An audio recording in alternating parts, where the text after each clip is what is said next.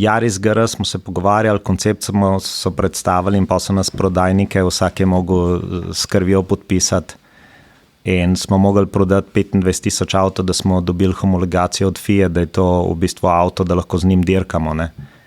In od teh 25,000 jih je, mislim, da takrat 9,000 odpadali na Evropo in sem jaz mogel na tem sestanku podpisati, da bom 9,000 avtov prodal.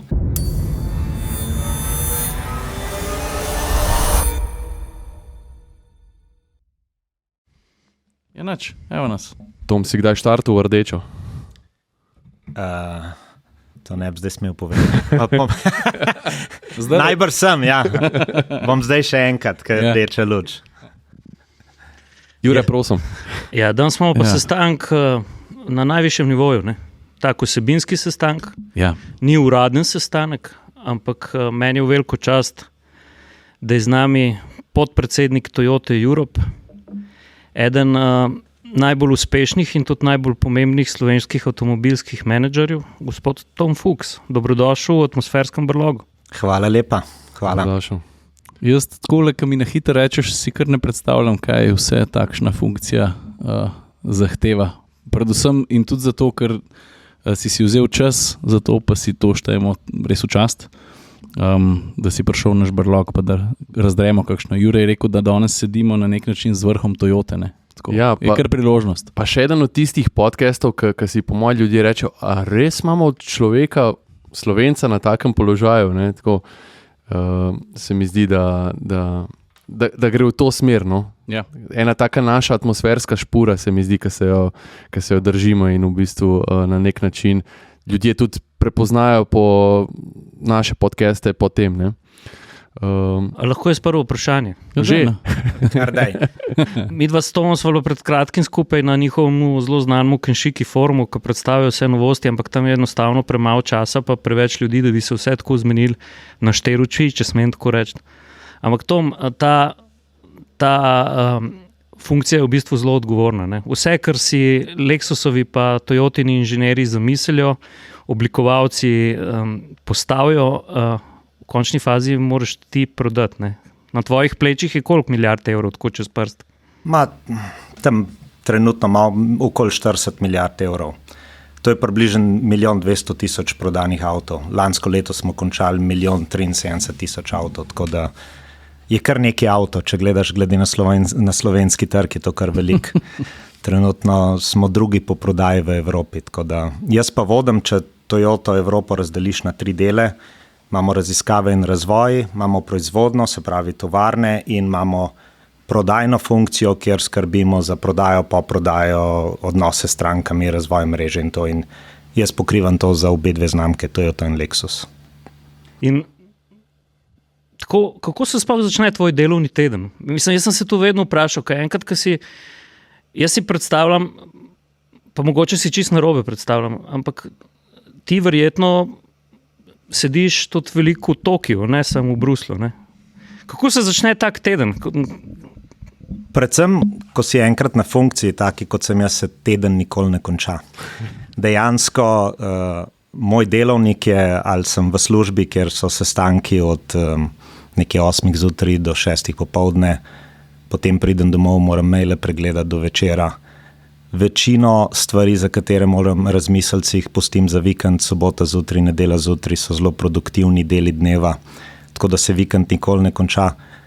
In vmes je pa hkrati še veliko poti, se pravi, pokrivam 53 različnih držav po Evropi, še malo širše, hkrati moram hoditi na Japonsko, na Ameriko, na sestanke, tako da je kar veliko potovanj. Pa je to, da te imamo v Sloveniji v bistvu prava redkost? Ja, v Slovenijo, predvsem, ker sem Ljubljančan, rad pridem, pa mamo moram kdaj obiskati. Tako da je to zelo pomemben, ampak ja, da si cajt vzamem, je pa ponavadi si ga ne, ponavadi rečem, da sem kle na dopustu. A je to primeren čas, da zavrtimo malo čas nazaj? Ja, zdaj smo štartali na aktualen položaj, pa sem pripričan, da se sem še vrnemo, pa malo k tem, kam tudi Toyota pa Lexus zreta, pa kaj vse se dogaja tudi v mobilski industriji nesplošno, ampak to mdej razlož, mi gre, dogovorili smo se, da se tikamo, da bo jasno tudi vsem, ki spremljajo, poslušajo, pa gledajo. Rekel si, da si Ljubljančan. Odkot prihajaš, pa kakšna je bila tvoja pot, pa mogoče tudi, a si že kot mlajši fant vedel, da te bo malo zanesel v mobilnost ali pa avte na splošno, ali to, kako se je tvoje življenje gradil, no, kar od začetka? Ja, Ljubljančan, hodil v šolo v Ljubljani, študiral ekonomijo v Ljubljani, marketing in pa sem se zaposlil, imel sem najprej svoje podjetje v bistvu in prvo resno službo sem v bistvu potem dobil v Toyoti leta 1998. In od takrat naprej, takrat sem rekel, grem pogledat za 2 leti v eno korporacijo, kaj se dogaja, da sem kaj naučil in se bom vrnil v svoje podjetje. Vendar sem po 2 letih ratal direktor prodaje, po 1 letu sem ratal generalni direktor, takrat v bistvu najmlajši generalni direktor kjerkoli japonskega podjetja od Toyote na svetu, 28 let sem bil star. 28? Ja, sem bil že direktor distribucije za celo Jugoslavijo in nekako so mi pol zmer dajali zanimive izzive, da nisem mogel izpreči. In pol leta 2008 so me povabili v Bruselj in sem šel tudi sam za 2 let, pa se nisem nikoli vrnil. Vmes sem bil pol 8 let v Nemčiji in zdaj sem pa že 2 leti pa pol nazaj v Bruslju. Tako da veliko izzivov, veliko potovanj življenja v različnih državah. In krati Toyota ima en zanimiv sistem, da ti vsake 2 do 3 leta ti ponudijo novo službo. V bistvu to je način grajenja menedžmenta Toyota, da te selijo z funkcije na funkcijo in tako zgradijo nekega menedžerja, ki se lahko potem spoprijema z izzivi voditi globalno Toyoto, voditi evropsko Toyoto. In dejansko imaš vsake 2 do 3 leta novo službo in zato ljudje ostanejo v Toyoti. Jaz sem že 25 let v Toyoti. In če bi se zdaj zgodilo prosto, neka kriza mednarodna, pa bi na Tokiju v sestanku ugotovili, da ni primernega človeka za voditi Toyota Avstralijo, se lahko zgodi, da bi na primer poklicali Toma Fuchsa, pa bi rekli, moraš na drug konc sveta. To je čisto možno. To je čisto možno. Jaz sem v bistvu bil v Bruslju in smo imeli resno krizo v Nemčiji in so nekje ugotovili, da sem se jaz v srednji šoli nemško učil, čeprav sem že vse pozabil. In jaz sem se že dejansko pripravljal, da bom ratal predsednik Toyota Italije. Jaz sem že 3 mesece hodil na italijanski tečaj. Žena je že hišo in šolo najdla v Rimu. In so mi poklicali, so rekli, zdaj greš po Nemčijo, kad te tam rabimo. Sem rekel, ja pa, a ste vi kdaj videli razliko med Kelnom pa Rimom, ne? In so rekli, ja, še zmer greš v Nemčijo, tako da sem pol leta 2014 šel v Nemčijo. In takrat je bil to en večjih izzivov v Evropi.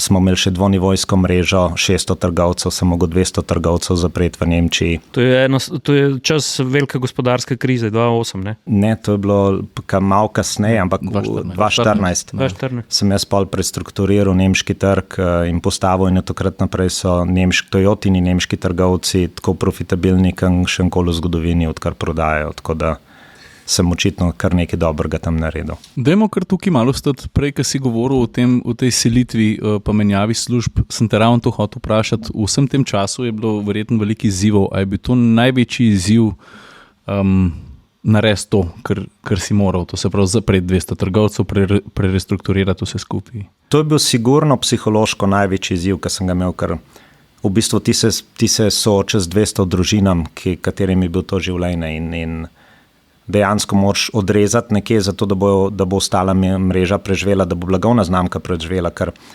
sej te vsi trgovci tudi danes poslujejo, delajo pač druge stvari, ampak v tem trenutku ni bilo, da bi oni zapuščali Toyota, oni so pač jemali pol salona, so odrezali, pa so dali noter Kia, pa so dali noter Suzukija, pa so dali noter Nissan in dejansko je Toyotin fokus padal in je bilo treba nekaj presekati in postaviti na nove temelje, novo strukturo, nov governance, se pravi nov način vodenja, upravljanja.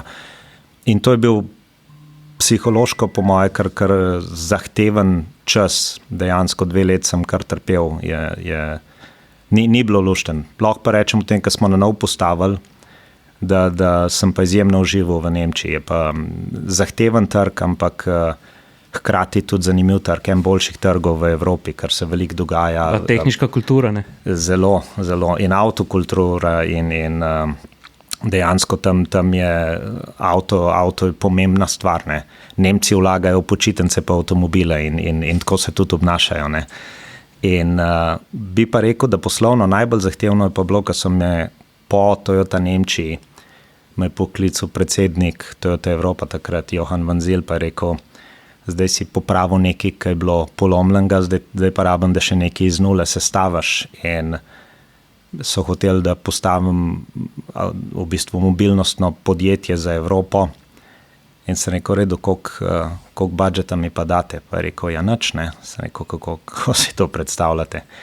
Pa je rekel, ja boš tako kot startup, ne. Je rekel, boš naredil biznis plan, boš pičal in če bo dober biznis plan, bomo investirali v tvoj biznis. In pa je malo pomislil, pa je rekel, v bistvu boš boljš kot startup, ne. Sem rekel, no, zdaj pa nekaj pretiravati, ne. Začnemo z minusom. Ja, pa je rekel, ne, prav, mi bomo še zmer te plačo plačevali, ker v startupu noben ne plačuje plač, ne. In moram reči, da sem pol ta biznis plan naredil. Ta prva investicija je bila 20 milijonov evrov, so jo dali. In smo začeli leta 2018, do leta 2020 sem imel že 600 zaposlenih in je firma več kot 500 milijarde evrov investirala v ta moj podjetje, tako da je držal svojo obljubo. Samo to je pa kar tak moment, da ti po tolkem času v enem takem podjetju dobiš takšen izziv. Mislim, a veš? Ja. Zdaj bom rekel nekaj, kar sem si zaobljubil, da nikoli ne bom v tem podcastu rekel. A už zakonno? Ne. To veš kaj, mi imamo na nivoju vodenja Slovenije marsikaj za zrihtati. Mislim, če bi hotel, no.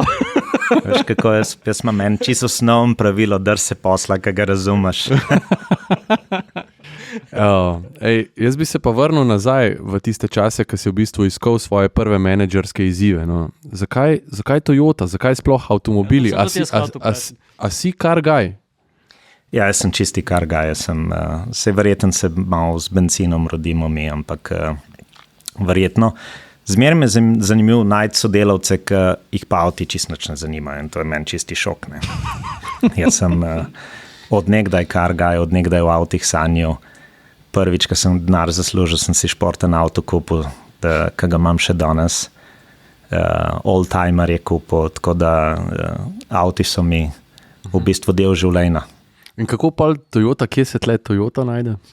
Toyota pa v bistvu japonska kultura mi je bila zelo blizu. Jaz sem začel karate trenirati že pri 9-10 letih.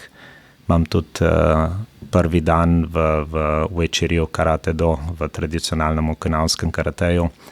In mi je bila ta japonska kultura zelo blizu. In pol sem tudi malo spremljal avtomobilizem, bral naše revije, ne, vse. In medtem zasledil podatke o kvaliteti, kjer so najboljši avti, da v bistvu nemška kvaliteta ni najboljša na svetu, ampak da je mogoče še japonska nad nemško po vseh statistikah. In takrat sem vodil svoj podjetje, v bistvu sem podjetje ustanovil za dobavo športne opreme za borilne veščine. Takrat mislim, da sem imel 50-60% tržni delež po vseh klubih v Sloveniji. Sem jaz dobavljal opremo, imel svojo blagovno znamko, proizvajal v Koreji, pa Pakistanu svoje proizvode, pa tukaj prodajal. A je že tako globalno? Kaj? Ja. In, to je bilo pred 2000? To je bilo v 90-ih letih. Aha. Jaz sem v bistvu prek študenta, vsi moji prijatelji so delali prek študenta, moja punca, zdajšnja žena, je delala mesece in mesece na let prek študenta.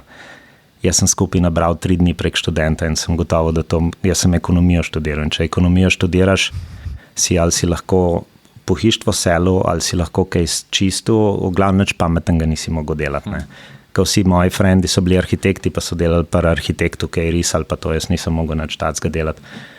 In sem 3 dni prek študenta nabral, sem rekel, to pa ne bo zame, in sem si podjetje ustanovil in sem začel lifrat, ker kimone, ker smo mi imeli klub, vse, kar smo hoteli kupiti, smo se v Avstrijo pelali, da smo kupili in sem jaz pogruntil, da to pa nima smisla in sem najprej dobil zastopstvo za nemško firmo Kvon, sem se v avto usedel, sestank zorganiziral, pelil gor, sem dobil zastopstvo, eno škatlo robe že kar v avtu pripelil in pa sem začel to prodajati in pa sem gotovo, zakaj bi pa jaz zdaj vse, kar sem od njih kupil, bilo made in Pakistan in sem rekel, zakaj bi zdaj jaz od teh Nemcev kupil, pa imel 10, 15, 20% maržo in sem šel na ISPO sejem v Nemčiji, tam šel do vseh pakistanskih proizvajalcev, se z dvemi zmenil, smo naredili probne teleserije.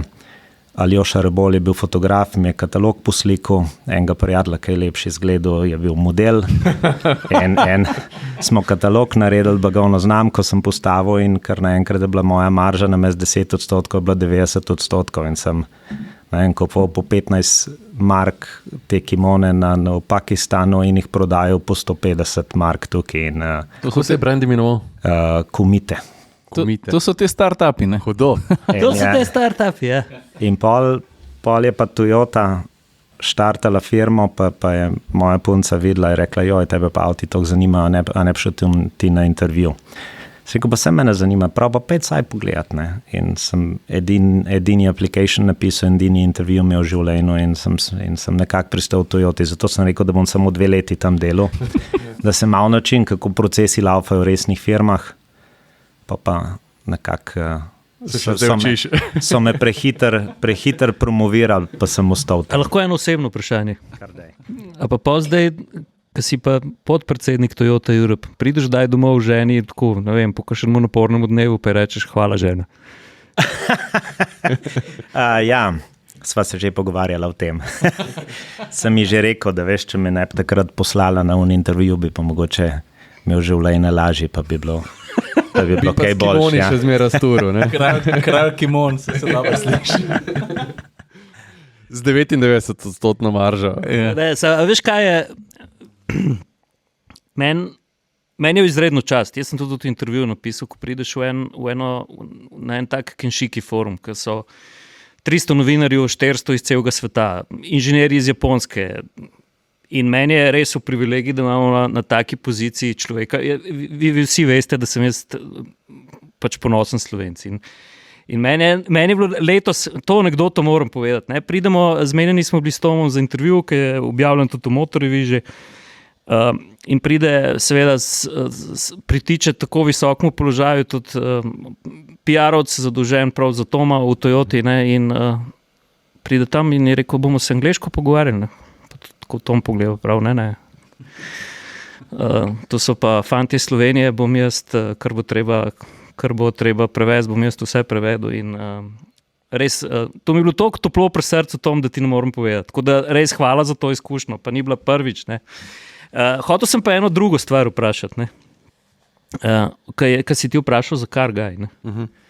Veš, jaz po tolikem času, ko smo že imeli v tem poslu, ko prideš ti do enega avtomobilskega menedžerja, vidiš, kjer ima čez samo Excel, ne?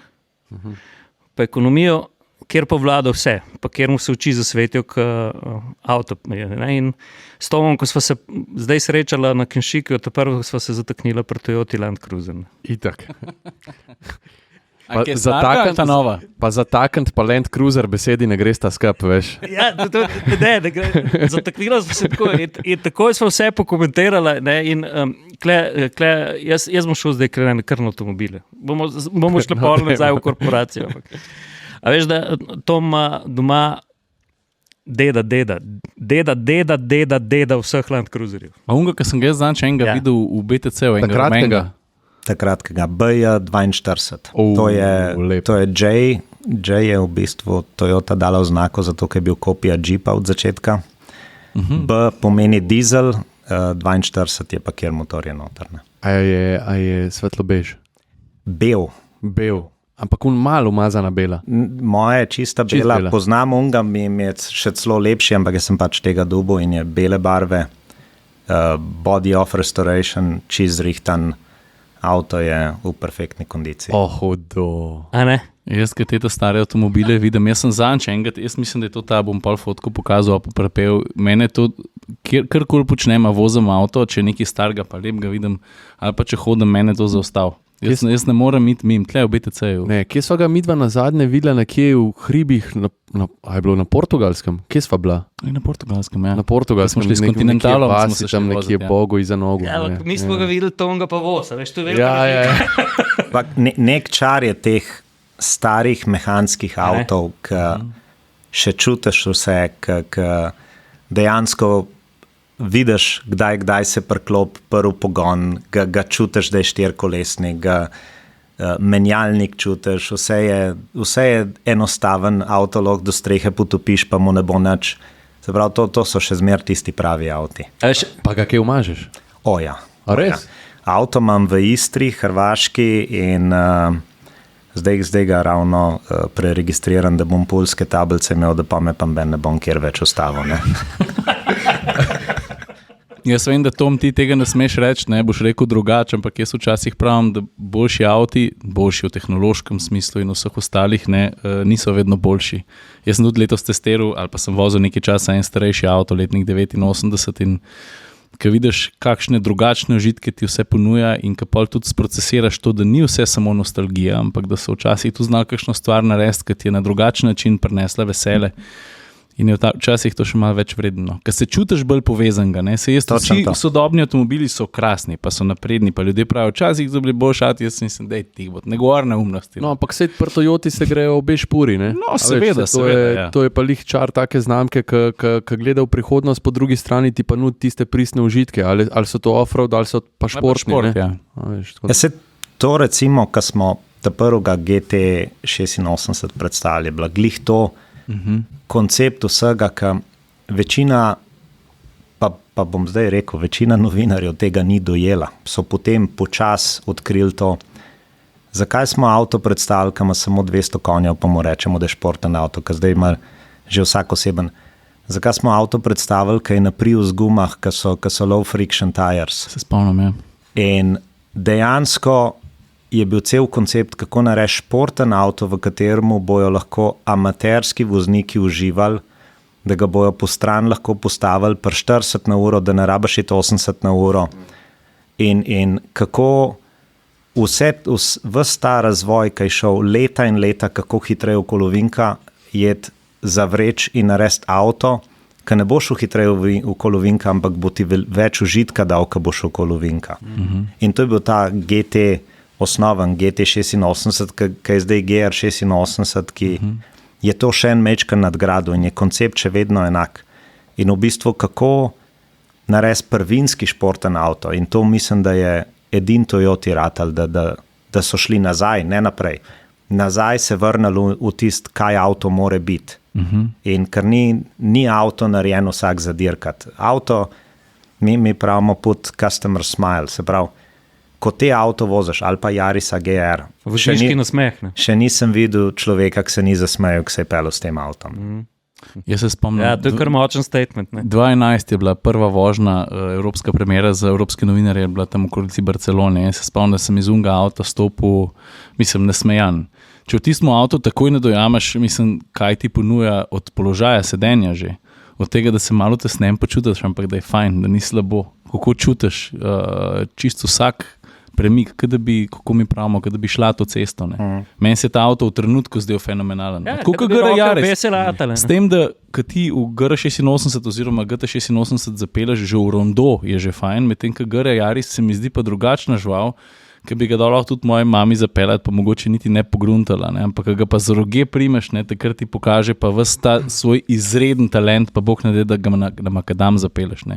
Je pa spet čist na drug način, tako prvinski in največji kompliment se mi zdi, da so dali temu avtomobilu med drugim tudi tisti, ki so supercar ownerji, ki si vidiš, da nekdo ima doma 4 Lambote, pa 2 Zonde, pa ne vem, to pa uno, pa tretje, pa zdaj pa GR Yarisa kupil in ga tera po zimnem mestu, da bi kaj drugega mogoče kaj kam zapeljal. To je... Pa se bo ta miselnost obdržala kljub temu, da gospod Toyota ni več aktivno vpet v samo znamko Toyota? On seveda aktivno day-to-day business ni vpet, je pa kot chairman še zmer vpet v strateški razvoj podjetja in Gazoo Racing kot enota je dejansko zelo povezana z njim, tako da zato se ni treba bati. Okay. To bo ostalo. Se pravi, on ni šel zdaj domov pa ščipati bonsaje, ampak bo še avto vozil. On pa na eno vprašanje so ga vprašali, kjer avto voz, pa je rekel, v letošnjem letu sem vozil 250 različnih avtov in dejansko garantiram, da jih je. Ja. Ker je v bistvu kamorkoli gre na službeno pot, se hoče sam peljati, ga ne vozi šofer.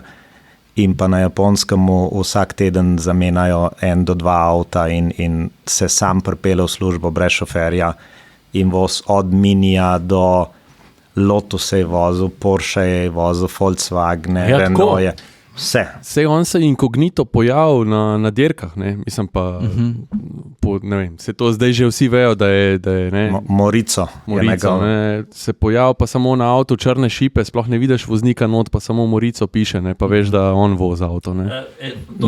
Pa je tvoj poklic pol kaj lažji, kaj si predstavljam pol vi sestank, ko sedite, ne? Pa pride šef Toyote pa reče, naredili bomo. A se ti takrat malo zasmijiš, ko si slišal, Jaris gre ven, gara? Ali vidiš Tako malo naredil? Jaz sem bil dejansko na tem sestanku, kjer smo mogli v bistvu Jaris GR smo se pogovarjali, koncept so predstavili in pa so nas prodajnike, vsak je mogel s krvjo podpisati in smo mogli prodati 25,000 avto, da smo dobili homologacijo od FIA, da je to v bistvu avto, da lahko z njim dirkamo, ne?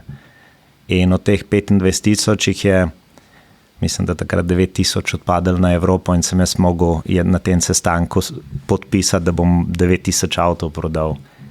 In dejansko nismo niti sami razumeli tega avta in se 9,000 avtov velik zdel. Z današnjega pogleda so bili avti razprodani v parih mesecih, čakali se na te avte po 1 let. In zdaj, ravno kar smo imeli tiskovno konferenco, smo predstavili prenovljeno verzijo tega avta. Avto je čisti legendaren avto in dejansko jih je užitek prodajati. Meni se ta avto zdi tako, da ko se je rodil, je ikona ratu. No? Točno to. In mislim, da kar nismo dobro naredili in smo se ran zdaj pogovarjali, da moramo video zgodbo posneti, kako se ta avto proizvaja. Ta avto se vsak proizvede praktično race ready in vsi avti so že v tovarni tako sestavljeni, da so pripravljeni za dirkati. In sam še roll bar se not na šraufa in se gre lahko z avtom dirkati. Tako da so čist posebna linija, to niso avti, ki so narejeni skupaj na liniji, pa jih damo pa športnemu oddelku, da jih predela. V bistvu jih športni oddelek sestavlja. Je svoja linija, Gazoo Racing ima svojo proizvodno linijo in oni sestavljajo te avte. Ampak če se zdaj vrneš v tisti čas, ko si imel gole številke pred sabo, pa samo neko osnovo, tako rečemo temu sanjaško, ne? Koliko je težko v bistvu potrditi tak projekt, ki ti nekdo zagotavlja čez neke sanje, čez nek passion v bistvu projekta, ne? Ti pa vidiš samo Excel pred sabo. Ne? To so kar zahtevne stvari. Komu verjeti, kdaj verjeti? V bistvu po sestanku smo šli na racetrack, pa so nam avto dali zapeljati. To pa je lažje. Tako da po 1 uri smo bili vsi prepričani, da je dober avto, ampak na onmu sestanku sem pa tam sedel nasproti Američana, oba dva sva malo slino pogolteljna. Ampak na koncu pač sprejmeš, ne, se drugega ni. Koliko je imel pa on za prodati? On je imel pa 12,000 takrat, ampak na koncu je to prodal brez problema. Ja. Jaz se spomnim. Hvala Bogu, da si podpisal. Sašo sva bila takrat na eni taki bolj regionalni predstavitvi, to je bilo tik post-covid, se mi zdi, vsi smo še maske nosili v Italiji, še zunaj pa tako. Ja. No in so nas povabili v tale center, kjer Quattro Roto testira, imajo svojo pisto, long story short, to je blizu Milana, se mi zdi. In sva se najprej vozila po pisti in sva že takoj vedela, koliko je ura s tem avtomobilom, ampak pa je bilo hecen, ker smo dobili še avto za uro, 2 malo naokrog zavoziti. In jaz sem rekel, zdaj pa, zdaj enkrat tole šanso imamo, vprašanje, avto bo, ne bo, jaz ne vem, jaz bom izkoristil in sem najdel en makadam, sem rekel, jaz ga bom zdaj kle pognal. Sej v materialu predstavitevno je skozi nek pesek leto, ne. Pa gospod Toyoda ga je tudi vozil tam neko predstavitev na vožnjo po pesku, vse to smo videli in sem izkoristil makadam, ker sem hotel dobiti 3-4 zanimive kadre. In jaz sem tiste 3-4 zanimive kadre dobil v točno 10 minutah, ampak ker nisem hotel nehati voziti in sem 1 uro napil tisto makadam, sem si mislil, da tale poden bo tako popeskan. No. Ampak je bil, a veš, kad te pa avto tako odnese, pa je majhen avto, pa spet nima ekstremno veliko konjev, ampak ta dinamika, ta know-how, pa ta občutek, ki ga ti dobiš čez ta avto je... Noro. Jaz sem po domač za popizdi dober. Se veš, jaz sem celo imam en GoPro footage, ko so si s tem avtom takoj roke dala. Ne? Ja. Tisti Je v bistvu dober. en dolg desni ovink, mislim, da je tam okrog 160 ur, nekaj tazga, ajde rečemo 140, 160. In avto je ves cajt napeta, ne? Ampak je bila pa še kasta proga, ne? Malo mokro, malo suho. Se spomnim, ja. In jaz z levo bremzam, ne? Sem ga balansiral z levo malo ovinku, da je počepnil, ne? Ampak ker je bilo pa šleka, sem pa v nekem trenutku malo spustil in je avto pobegnil. Ampak avto je meni 2 sekundi prej povedal, da se bo to zgodilo, ne? Ja. In jaz sem volan, še preden je on šel, Ja. sem jaz že volan poravnal, Si že korekturo delal. ampak moraš gledati unga zraven, ne? Ja, oni skoče. Ja. Ne, skočil, ampak je videl, da je vse Da je pod vse- kontrolo. Ja. In je videl, da sem jaz že prej volan tok namotal, kolikor ga bo treba ujeti, Ja. pa še preden je avto se vračal nazaj, sem Ja. jaz že dal volan tok, kolikor ga bo spet treba vrniti. Ja. Da ni unga cukanja 3x4 zapored. Če ne bi on vate zaupal, bi se že drl. It is not the race of your life. Ja. Ampak mi dva sva se z unim avtom enkrat cuk, dvakrat cuk, Ja. gremo v naslednji ovink. Tako, pač res je bil avto, tok povedan avto, tako, mislim, je povedan, ne da je bil. Ja. Jaz se spomnim, jaz sem bil takrat predsednik Toyota Nemčije in smo organizirali par takih testnih voženj. In v eni smo ga dali Valterju Roru pelati in A ja. se je zapeljal in stop ven in pred kamero, jaz sem bil čisto šokiran, ker mu nismo nič plačali, nič. Čist navdušeno je rekel, prav ta avto se pa tako pele, k Audi Quattro, ki sem ga dirkal, mirno bi ga postavil zraven in dirkal proti Audi Quattro je zdajle. A res, kaj, da ti pa en tak lik to reče. Ja, ne, pa se so tudi torsni not, ne. Ja. Walter Rorli je bil en Sem izmed lej, 3 to ljudi, mi- ki sem jaz selfie prosil z njim. En je bil Goran Dragič, drugi je bil Alan Prost, pa Walter Rorli. Meni si tudi že rekel. Jaz sem pa na Finskem rekel, gospod Walter, jaz sem 3 Walterje poznal. En je moj bratranci iz Reke, en je Brano Sarajevo, en ste pa vi.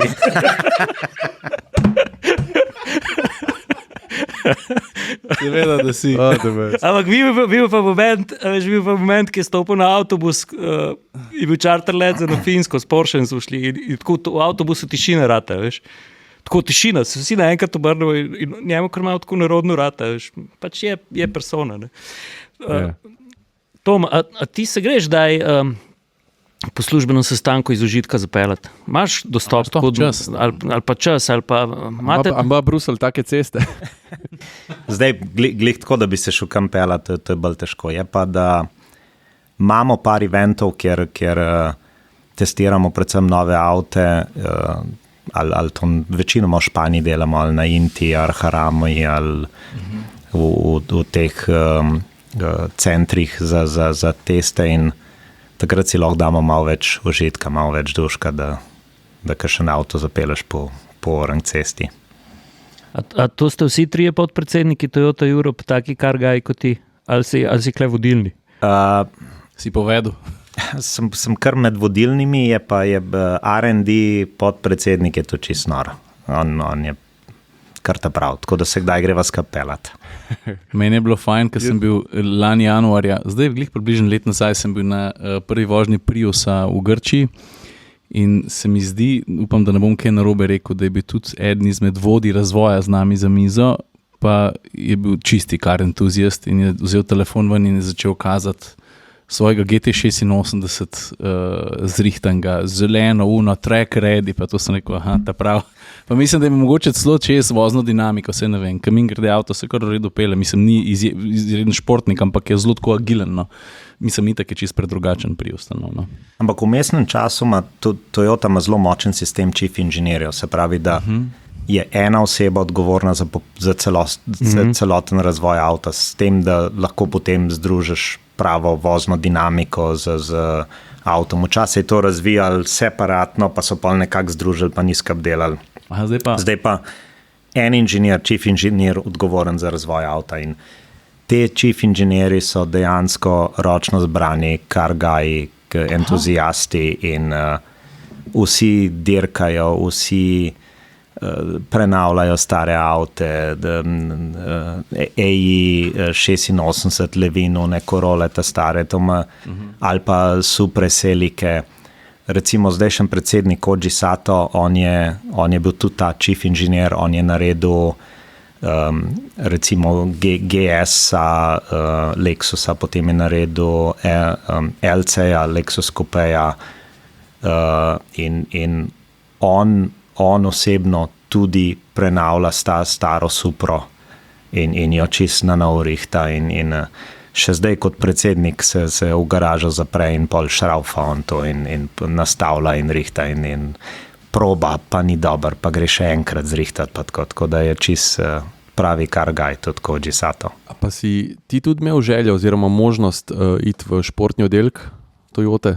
Ne, jaz sem bil stalno v poslovnem, tako da imam dosti kontaktov s športnim oddelkom, predvsem z Gazoo Racing Europe v Kjelnu, ker smo v bistvu bili na isti ulici, tam je tak dosti velik Toyota kampus, imamo celo Toyota Ale, Toyota ulico in pol je športni oddelek Gazoo Racing Europe, Toyota Bank Europe je tam, zdaj Kinto Europe tudi tam in pa Toyota Nemčija, tako da sem stalno bil z njimi skupaj, ampak nisem pa nikoli delal tam. Mogoče kakšen insiderski info, bo Toyota še ustrajala v ralliju? Vsekakor. Sploh zdaj, ker so Rally 2 dirkalnike v bistvu razvili še, ne? V bistvu zdaj, najprej smo štartali z VRC-em, Top Motorsport, je pa predvsem Akio Toyota prepričan, da ni rallija brez grassroots motorsporta, nacionalnih prvenstev in da zato rabimo kvaliteten R2, pa tudi R3 in R4 in zdaj bomo predstavili R2, je že razvit, hkrati delamo pa na R3 in R4, tako da se bo po nacionalnih prvenstvih več Toyote zdaj tudi videl. Ker avto je zelo hvaležen, ta naš Yaris je zelo hvaležen za rally predelave, tako da bomo v bistvu tovarniško zdaj ponudili vse verzije rally. Tudi po biznis plati je v bistvu dobra priložnost, ker ne vem, Škoda, Ford delajo v bistvu dobre številke s temi drugimi klasami. Ne? Zdaj to je jasno, da VRC naredi svoje marketinško, ne? Ostale klase so pa dobre priložnost za zaslužek. Ne? Predvsem pri nas, mi smo to že od začetka vedeli, ampak je bilo problem kapacitete. Takrat smo se odločili z Tommy Makinen Racingom, da bomo postavili tovarno na Finskem, kapaciteta je bila izjemno majhna in zdaj smo pa v bistvu novo tovarno zraven postavili in zdaj imamo kapaciteto, da delamo R1 pa R2 tam. Ne. Se to je lepo, če te uspeh preseneti. Ja. To je... Rečemo temu, da smo vse naredili, da bi uspeli, ampak na koncu smo bili res presenečeni. Ja, nekaj sem še hotel za rally vprašati, pa mi je zdaj šlo. No, to sem hotel reči, da se tudi mogoče nekaj zdaj šušlja, da bo tudi bodoči VRC malo sklestil ta neke huda pravila, pa v bistvu stroškovnik, da bo manjši. No, da neki se nagibajo k temu, da bo zdajšnji Rally 2 bolj podoben bodočemu VRC-ju. No. Ja, v vseh motosportih je glavna tematika, kako znižati stroške, kako narediti vse to bolj primerljivo, da bo šport nazaj odvisen od voznika, ne toliko od avta. In ista tematika je v Le Manu, ko smo šli z LMP1 na Hypercar, čeprav mislim, da manj uspešno, kot so hoteli, ker najprej ne bi bilo, da bi bil cesten avto in dirkalnik isti, pa potem je FIA spremenila pravila. In VRC je isto, ne? Treba je avte narediti dostopne in da se bodo dirkali na nivoju, kjer se bojo vozniki merili. Vse se tudi danes vozniki merijo, celo bolj kot v drugih motošportih, ampak še zmeraj je avto pomemben.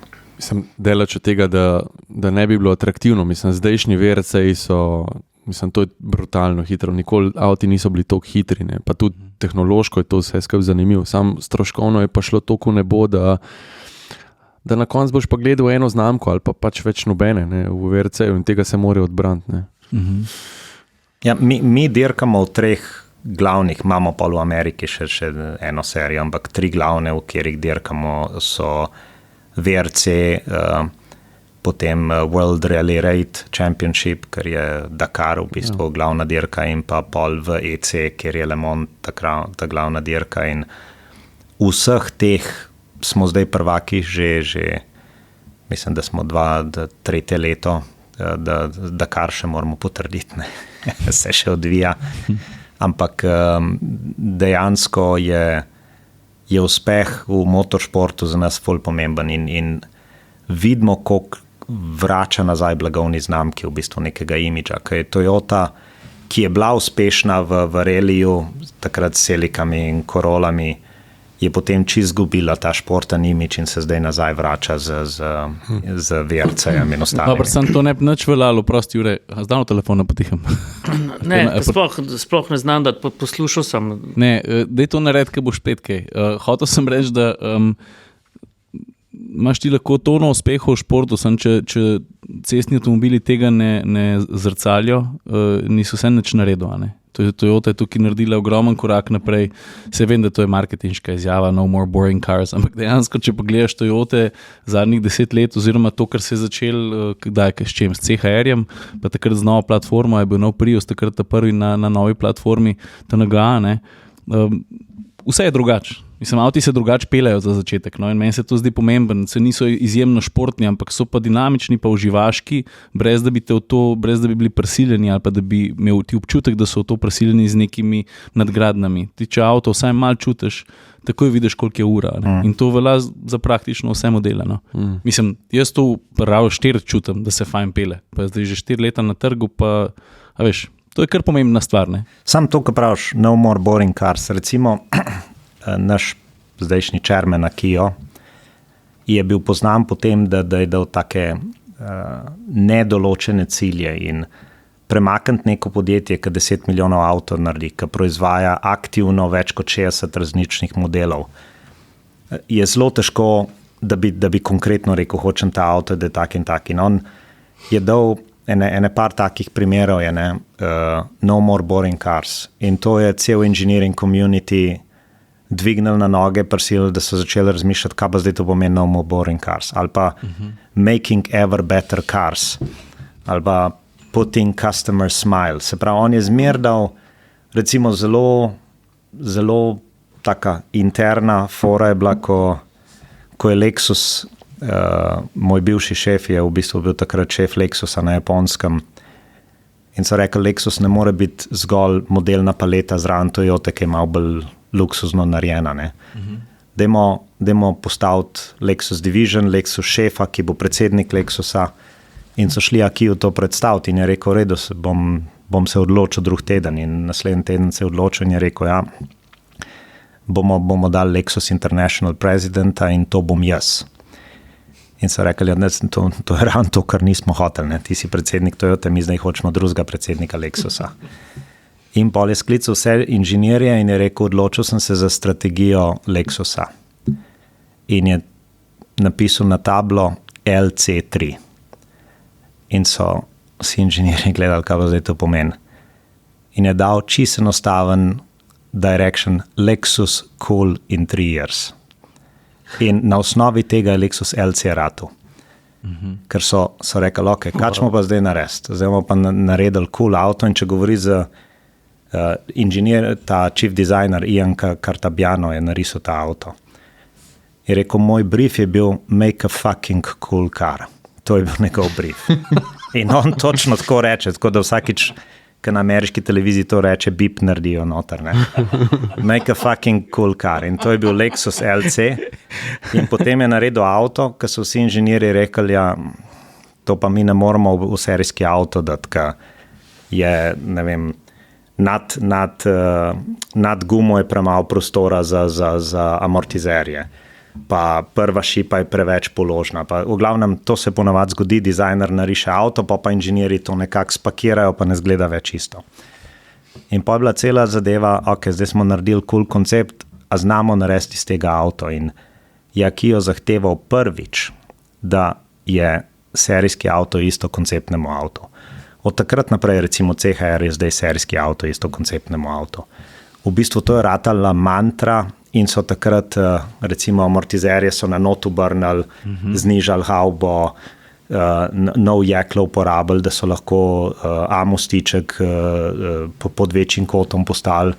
Pa ohranili čvrstost. In hkrati je, če pogledaš, če greš gledat LC koncept, pa LC serijski avto sta praktično ena na ena enaka. Pa še danes gleda krasno, ne? In to s tem se je Lexus blagovna znamka začela prebujati, postavljati, dubuje ta spindle grill, v bistvu avti so bolj agresivni ratali, ne več boring, ampak dejansko direction inženirjem je bil pa LC3. Lexus Cool Interiors. Hudo. En side note, ki je mogoče tudi zanimiv, ker se ne pogovarjaš pogosto o Lexusu LC, danes se pa jaz recimo že drugič, ker smo prvič atmosferci v enem dnevu 2 podcasta posneli in danes zjutraj je prišel en Slovenec, ki živi v Švici in se ukvarja z urami in vloga tako, oziroma ustvarja vsebino z urami in je rekel, da zdaj, da si je kupil sicer enega Maseratija, ampak da išče cool avto in da je malo gledal naokrog in je imel v ožjem izboru pač Continental GT pa LC-ja. Je pa tak, classy guy, ve, da želi nekaj, kar izstopa, nekaj, kar je po dizajnu, nam rekel, brezčasno, ampak res zelo cool in Pa butično, mislim tako pa na ta tudi način. butično na nek način. Konec koncev jaz enega srebrnega skozi pri nas videvam in vsakeč, ki ga vidim, je res, res krasen. No, tudi test ne bil takrat, se mi zdi srebrn, pa noter rjavi sedeži. Krasen avto. Kjerga leta si ti LFA vozil?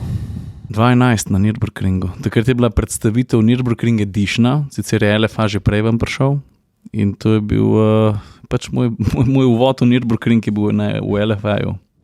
Nordschleife ali Nordschleife. A lahko povem to zgodbo na hitro, vse po mojem sem jo že.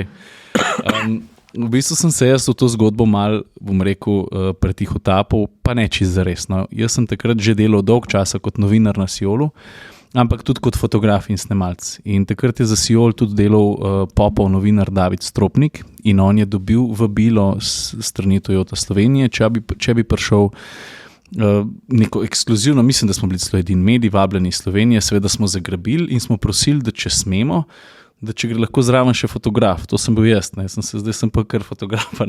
No in pridemo gor in smo pač kar naenkrat, tista pista je bila za nas predstavitev tiskovna konferenca Nürburgring Editiona, ki je bil unta oranžen, malo drugačen, pa še malo hitrejši, pa tako.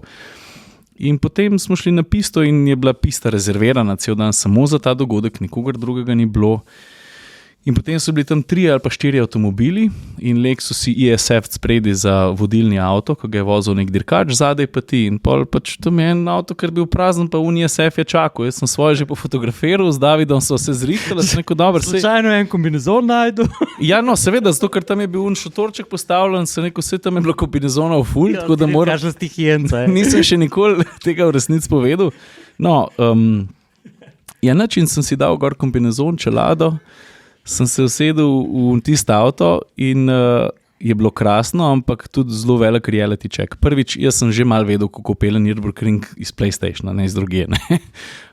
Čeprav tretja tretjina piste mi je bila tako, nam rekel neznanka, ampak se veš, Nürburgring... počasna, ne? Nürburgring je, ti lahko veš 100 krtovinke, ampak je tok gor pa dol, pa različni camberji, pa grbince, pa vdolbince, ki ti lahko 3-krat zmešajo cel sistem, ne glede na to, koliko ti veš, kjer radi zavoja prihaja. In sem se pelil najprej za unim dirkačem v ISF-u, vsem pa pelem pa v redu, spredi je pa, ne glede na to, da je bil profesionalen dirkač, je pa, a veš, ISF je pa vsem krasen avto, ampak v primerjavi z LFA je pa vsem toliko več moči, pa tudi res stabilna lega, pa krasno se pele. In sem bil skozi nariti, en zadnji je še en pelo se nekaj oddalil in mi se pripeljemo noter, potem pa te v prvem krogu in ta dirkač, mislim, ta voznik ISF-a stop ven in začne kazati na moj avto, jaz sem preveč zaritijo vozil nekje in on na glas reče, jaz slišim čez pol odprto šipo, this guy, prije najprej do mene, how many times did you drive here? Jaz tako, it's my first time, pa on tako, he can go alone, in jaz tako, prosim. In pol seveda je pol je bila neka pauza, smo nekaj pojedli in pol sem mu jaz ta žegen, ki mislim, da smo ga imeli 3, ki je bilo 12 novinarjev, zelo tak zaprt dogodek, Chris Harris, pa še en angleški novinar, pa jaz smo smeli pol na pisto z LFA-jem, brez spremstva spredaj. A si kaj podpisal? Ja, seveda smo, ne vem, ne spomnim se, ampak iz letne cone veš, da so nikakršne tam, ampak hočem reči, da pa ta reality check, seveda se meni takrat zgodil sanski krog, ki si ga bom zavedno zapomnil, zaradi avta, zaradi motorja, zaradi zvoka. No, se spustil res nisi, jaz se spomnim. Ne, pa tudi zaradi napak, ki jih hitro delaš, ker nekdo pred tabo voz na dirkališču, to je 100-krat lažje, ker ti on vse pove, slediš, ker pa ti sam, plus ta motor v sodelovanju z Yamaho, če se ne motim, z Lexus to naredil, je tako glasen, ampak lepo glasen, razbijaško, da ti si tako overwhelmed z vsemi temi informacijami, ki jih dobivaš, da nimaš časa gledati na obratonomer, ker si na Nürburgringu, ker imaš levo, desno, meter pa pol pa je ograja. In ti si navajen na vse druge avtomobile, ne pa na Lexusa LFA. In ko se ta avto začne dreti, ti že pri 6.500 vrtljajih misliš, da to že zdavni, smo že pri rdečem, ne? Imaš pa ti do 9 lufta in pol v videu se vidi, da stalno delam napake, da stalno prezgodi šaltam ali pa se pol zašaltam, ki te čisto odnese. Tako da to je bil tak learning experience, pa ob enem izkušnju, ki nam nikoli pozabil. Sam na Nürburgringu z LFA-jem. Noro. Mislim, to je... No, ampak zakaj sem omenil LFA? Veš, zaradi tega, ker mi je bila všeč tvoja anekdota z Yarisom GR, ne, v bistvu te insiderske informacije, kako sploh pride do tega avta. A pa si bil že takrat menedžersko vpet v Toyoti na ta način, da imaš kakšno ozadje dogajanja okrog tega avta, kako je prišel sploh na trg, zakaj se je zgodil, kako se je zgodil? LFA. Ja. Ozadje je veliko, ampak mislim, da je Autokar, ali kdo je napisal, da to je avto z najdaljšim razvojnim stažem, ker smo ga razvijali 10 let. Avto je bil že čisto gotov v aluminijasti karoseriji, pa so ga pelali, vključno za Kijom, pa so vse skup zamenjali, zdaj imamo pa karbonskega naredili, ki je pretežek. Tako da v bistvu to je bil čas, ko je Akijo dejansko prihajal navzgor in je se pripravljal, da bo prevzel vodenje podjetja. In ena od stvari, ki jo je opazil, ko je Toyota je izjemno rasla v letih, rečemo tam konca 80-ih do konca 90-ih je šla prodaja iz 2,5 milijona na 7 milijonov. In takrat predtem so Toyoto vodili v bistvu družinski člani, ta zadnji je bil Shoichiro Toyoda, ki je bil oče od Akija. In dejansko je zadnja odločitev zmeraj bila v predsedniku. On je bil sin ustanovitelja in on se je odločil. In takrat so prihajali avti, kot so bile Supre, Celica, 4x4, 2.0 turbo, rally udeležbe in to. In potem, ko so menedžerji prevzeli vodenje podjetja in ko je podjetje raslo s tako hitrostjo, so postavili neka pravila in so bili komitiji in je bil avto se je odločil glede na to, a imamo kapaciteto inženiringa, temu mi rečemo KOSU, a imamo KOSU, to je engineering availability, kako imamo in to. In se je prioriteta, kjer avto bomo proizvedali, je bilo, ker vsi trgi so pa zahtevali nove avte, pa več avtov in glede na potencial trga, profit tega gor dol in v enem momentu smo v bistvu nehali proizvajati vse športne avte, ker so bili premejhna proizvodna, preveliki stroški razvoja, premejhen profit na avto in dejansko smo Supro ukinili, pa smo Celica ukinili, pa smo MR2 ukinili, pa nič zanimivega ni bilo več. Še motorje smo vse ta močne vam pobrali. Še zadnja Celica, ki je prišla, imela 1,8 najmočnejši motor, prejšnja je bila pa 2.0 turbo 240 konjev, ta zadnja je imela pa največ 180 konjev. Se pravi, dejansko je bila firma vodena strani komitijev in potem je Akijo rekel, to moramo zamenjati in jaz si kot vnuk dajem pravico razviti avto, ki jaz mislim, da ga moramo imeti in to je bil LFA, to je bil njegov avto, njegov projekt in veliko teh višjih menedžerjev se je proti temu boril, ampak on je to, ker je bil njegov oče vseeno chairman, pa družina Toyota in je to čez Purinu in je v bistvu ta avto naredil še predno je bil predsednik Toyota, je on ta avto že dejansko razvil in ga lansiral in potem smo recimo ena taka anekdota je bila, da smo avto lansirali, naredili 3 tiskovne konference in je bilo konc. In je potem v bistvu Akijo ni bil prav zadovoljen s tem in pa smo se mi, predsednik Toyota Anglije se je takrat odločil in rekel, kaj, bom jaz pa vse en PR avto vzel in spet smo dobili befel, da je to prepovedan, da ne moramo imeti PR avto, da je že dovolj tisto, kar smo naredili. In pa smo ta avto, press avto, še zdaj ga imamo v Toyota Great Britain, smo dali parim Autokar je Top Gearu in takrat ga je, mislim, da Autokar ga je testiral v primerju z Ferrarijem GTO 588 kot GTO verzijo in je potem LFA zmagal. Jeremy Clarkson je rekel, da je to najboljši avto vseh časov, ki ga je vozil in v bistvu to je pol brand, v Angliji smo naredili brand tega avta, da je v bistvu globalno pol zaslovel kot en najboljših avtov in še danes Jeremy trdi, da je to najbolj zveneč avto na svetu. Res je, ja. To so bili nori cajti. Jaz se strinjam. Prav eksplodiral je. No, ampak a vidite neko usporedenco, ne glede na to, kako je menedžersko postavljena firma, pa kako špila demokracija, pa vse skupaj, vedno se mora najti ten človek, ki potegne eno tako potezo. Ne vem, sej zadnjič je Korman omenil, da je to v VW grupaciji Pih bil, ne? Pa Brko pri Mercedesu, ne? Pa tako naprej. Vedno mora en mal tako aristokratsko potegniti. Ti rabaš liderja, ki je pripravljen korporativna pravila v bistvu tako. Je čez njih in se odločiti in reči, to bomo naredili.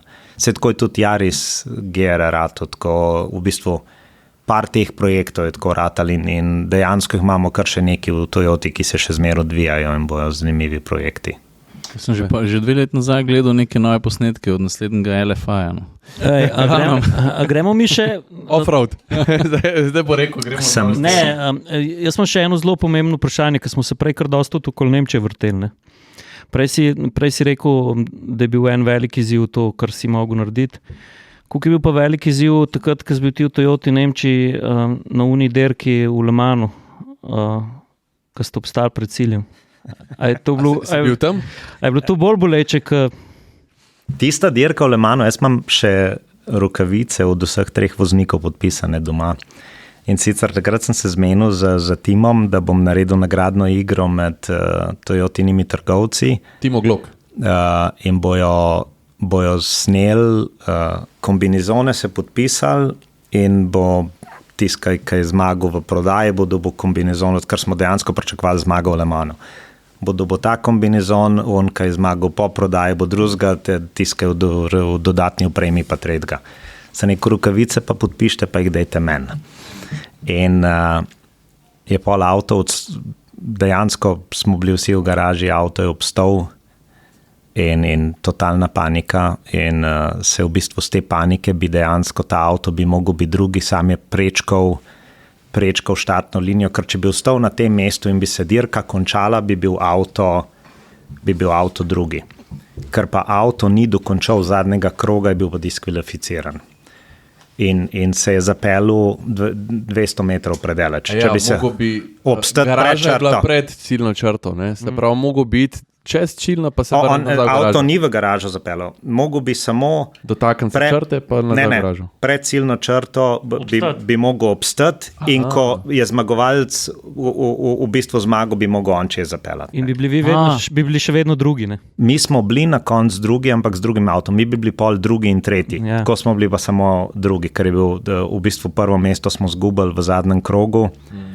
In je padel en košček karbonski takle med motorjem in turbom je padel dol in so mi rekli, če bi ponovili še 100krat dirko, se ne bi nikoli zgodilo v bistvu. To so te stvari 24-urne dirke, ki se vse sorte lahko zgodi. Kako se pa takrat počutiš kot predsednik Toyota Nemčije?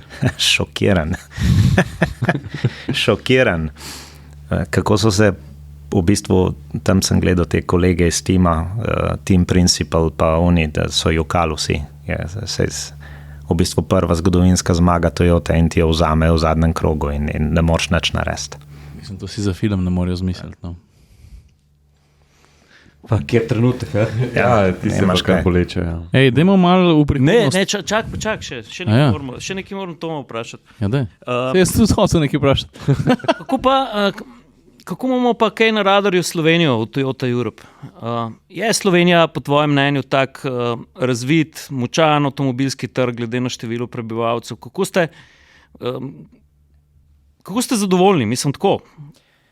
Slovenija, zdaj ne bomo lagali, Slovenija je majhen trg. Ne? Zdaj z 2 milijoni ljudi ne moreš veliko narediti. Je pa izjemno razvit trg, konkurenčen trg, močen trg, cenovno.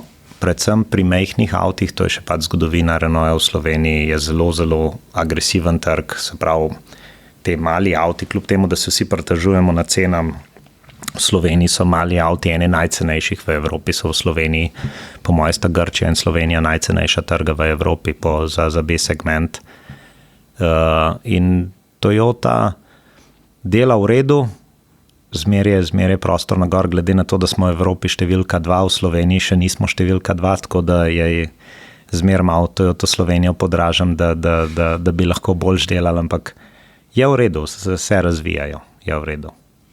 Kaj se ti pa zdi te bom tako vprašal, na tem Kenšiki forumu smo kar globoko prihodnost pogledali, vse tja do leta 2028. Kaj se ti zdi od teh novih Toyot, ali pa kjer model se ti zdi, da je najbolj slovenska Toyota? No? Ker imaš izkušnje iz velikega trga, imaš izkušnje iz majhnega trga. Kaj bi rekel, da je tisto, kar ste pa za Slovenijo res dobro naredili? Ja, sigurno bo zdaj ne še po količini, ampak po atraktivnosti bo ta naš compact SUV, električen avto bo zanimiv za Slovenijo. Ker je v bistvu velikost je nekje med B in C segmentom, velik prtljažnik, visok se sedi, 4-kolesen pogon, to bo sigurno zanimiv avto. Zdaj seveda Slovenija je še se prodajajo Corole, Yarisi, Corolla Cross, to najbolj, Yaris Cross, to so najbolj prodajani avti v Toyote tukaj in je cenovno pozicioniranje zelo pomembno in pri električnih avtih je to težje dosečne. Tako da Slovenija bo verjetno med trgi, ki se bo elektrificirala počasneje kot ostali trgi. Mi jo v bistvu delimo trge na 3 dele. Eno imaš nordijske trge, ki bojo šli zelo hitro, recimo Norveška je že v lanskem letu bila 85% vseh avtov bilo električnih, Švedska 40%, se pravi nordijski trgi, pa plus Nizozemska se bo razvijali po svoje. Potem bojo te zahodnoevropski trgi, ampak kjer govorimo recimo Nemčija, Francija, Anglija, ker južnoevropski, Španija in Italija sta dejansko na nivoju Slovenije danes se zelo počasi elektrificirata. Ampak je pa Slovenija je zanimiv trg, konkurenčen trg, pa cenovno zelo agresiven trg, tako da bo ta elektrifikacija bo kar boleča za Slovenijo, ker se bojo mogle cene dvigati. Ampak hecam, da je Slovenija isto pozicionirana kot Italija, ker veš, glede na to, kako smo centralizirani, pa na majhnost smo idealni za električne avte. Mislim, iz tega pogleda, ne? Pa veliko hiše, pa veliko nekih priključkov, pa vsega. Ne? Pa tudi infrastruktura ni tako slaba spet. Ne? Problem elektrifikacije ni to, da zdaj ljudje ne bi mogli kupiti električen avto, ga polniti. To Slovenija je sigurno idealna, kar se tega tiče. Glede na odstotek ljudi, ki živijo v hišah, ki si lahko v bistvu svojo polnilnico postavijo pred hišo. Poleg tega pa nek normalen električni avto se da tudi preko noči skozi 220-voltno vtičnico napolniti. Vsaj za 100 km. Ja, sej dejansko, če si discipliniran, pa ga vsakič uštekaš, se bo čez vikend napolnil, pa ga pa dopolnjuješ in dejansko lahko zlaufa. Problem je v ceni, ne? Ker je dejansko danes najbolj prodajani električni avti so vsi čez 40,000 evrov. To pa ni, kjer v bistvu kupna moč Slovencev ni tam, da bi lahko to kupali in to je glavni problem. Absolutno, ja, se strinjam. Jure, še kaj s Kenšiki, zdaj me je začel pa zanimati, kaj ste se še kaj naučili tam? Kaj pa vodik? Vodik je super. Meni je ful plus dobro. Nova tehnologija baterij. Meni je ful dobro. Tu sva se tudi s Tomom tam veliko pogovarjali, ne? Ker se je zdelo, da ta vodik je avtomobilska industrija kar pozabila. Ampak na njemu dela resno Toyota, dela resno BMW, pa dela resno še vedno Hyundai. Ne? Jaz sem predvideval, da bo vodik mogoče udaril in ven najbolj skozi pač ta Toyotin terenski program. Ne? Zato, ker pač ti na Hiluxa ne moreš dati neko ogromno baterijo zaradi nosilnosti. Ne? Moraš ohraniti mehanski 4-kolesni pogon zaradi TAF stvari, zaradi tega, ker je tu avtomobilski alpinist, pa moraš ohraniti vlečno moč. Ne? In meni je bil ta koncept, mi je bil krasen, ker so pač gorivne celice iz Miraja postavili v prototip Toyota Hiluxa. Ne? Keson ima še zmer tak, kot je? Keson je malo manjši, sem to bodo rešili. Pa tudi inženirja sem vprašal, ali bo zadaj zdaj pa električni pogon izrava, ker tu mi ne bi šlo skupaj s Hiluxom, pa je rekel, ne, da bo prostor tudi za kardansko gred, absolutno, da se zavedajo tega. Ne? Je pa vprašanje bolj na mestu za Toma. Jaz mislim, da kaj bi ti rekel o vodiku? Zdaj, jaz že po tem intervjuju, ko sem ga objavil, se je na Facebooku kar razvilo, da Toyota rine v neko smer, kjer ni prihodnosti. Kako pa ti komentiraš tako izjavo? V bistvu nekega prehoda na nične emisije brez vodika ni mogoč. Ker vodik rabimo ne samo za transport, vodik rabimo v bistvu za balansiranje energije, recimo sonce imamo čez dan, ponoč ga nimamo. Veter piha, so dnevi, ko veter ne piha. Zdaj neko hidroelektrarno lahko mi ustavimo do neke mere, ampak tudi ne, na rekah ne moreš preveč ustavljati, jezera lahko ustavljaš, drugače pa shranjevalnika energije pa nimamo pametnega. In vodik kot način shranjevanja energije je zelo pomemben za prehod na brezogličnost. Hkrati je težki transport. Kamione niti zaradi baterij, ker je teža baterij bi bila prevelika za kamione, hkrati pa niti zaradi električne napeljave, zaradi grida ne bi mogli postaviti. Mi smo zračunali, da ena povprečna bencinska črpalka na avtocesti, ki ima 10 polnilnih mest, mislim, za nafto točiti za kamione, da bi to nadomestili, da bi bili vsi kamioni, kjer se tam ustavijo na tej pumpi, da bi bili električni, bi mogli grid postaviti kot neko manjše mesto 45,000 ljudi. In zdaj pomislimo... To je edino po daljnovadu možno. 10 ročk. In pomislimo zdaj, da bi vsaka pumpa, ki je na vsakih 30 do 40 kilometrov, bilo še eno mesto 40 do 50,000 ljudi, je to nemogoče. Priključna moč govorimo, ne? Tako, priključna moč. Je to nemogoče. Se pravi, vodik bo mogel biti sestavni del transporta, če hočemo to narediti. Hkrati ladje ne morejo na baterije delati. Se pravi, ali bojo e-fuels ali bo vodik. In vodik ima tudi dva namena. Eden je, da ga lahko z gorivnimi celnicami spremenimo v elektriko. Drugi je pa, da se da zelo enostavno motor z notrim izgorevanjem prilagoditi, da izgoreva vodik noter. In s tem so emisije praktično nične, niso popolnoma nične, ker prihaja do nekih gorivnega procesa, do gorivnega procesa, ampak CO2 pa ni. In mi resno delamo na tem in smo se odločili, zdaj, ko razvijamo tretjo generacijo, mi smo že drugo generacijo gorivnih celic predstavili in drugo generacijo zdaj vgrajujemo v drugega Miraja. Hkrati smo pogodbo podpisali z Mercedesom, bojo vgrajevali v svoje avtobuse, mi na Portugalskem za Caetanom proizvajamo naše avtobuse. Prve tovornake smo z VDL-om na Nizozemskem naredili, ki jih bomo zdaj letos že dali v uporabo, da bojo naše rezervne dele med pristaniščami in logističnimi centri v Belgiji, Nemčiji, Franciji bojo tovornaki pokrivali z vodikom. In pogovarjamo se z večjimi proizvajalci tovornakov, z upravljalci železnic, da bomo vlake dali na gorivne celice, z razvijalci ladij, industrijskih, najprej za vlečne službe v pristaniščih, da jih bomo dali na gorivne celice. In naša tretja generacija vodika bo prilagojena komercialni uporabi.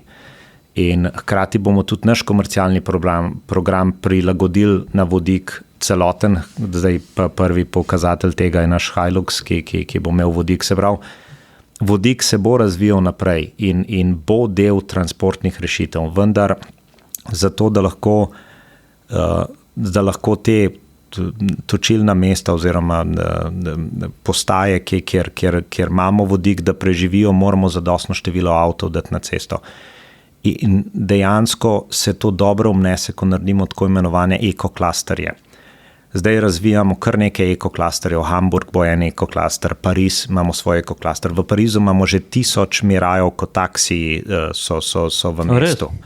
In 5 postaj živi fantastično s 1000 Miraji in nobenih problemov. Je pa, recimo, vidimo problem v Nemčiji, ko je država dala subvencije za izgradnjo vodikovih postaj, ne daje pa nobenih subvencij za obratovanje in vidimo, da se manjše postaje, predvsem v ruralnem delu, so se začele zapirati.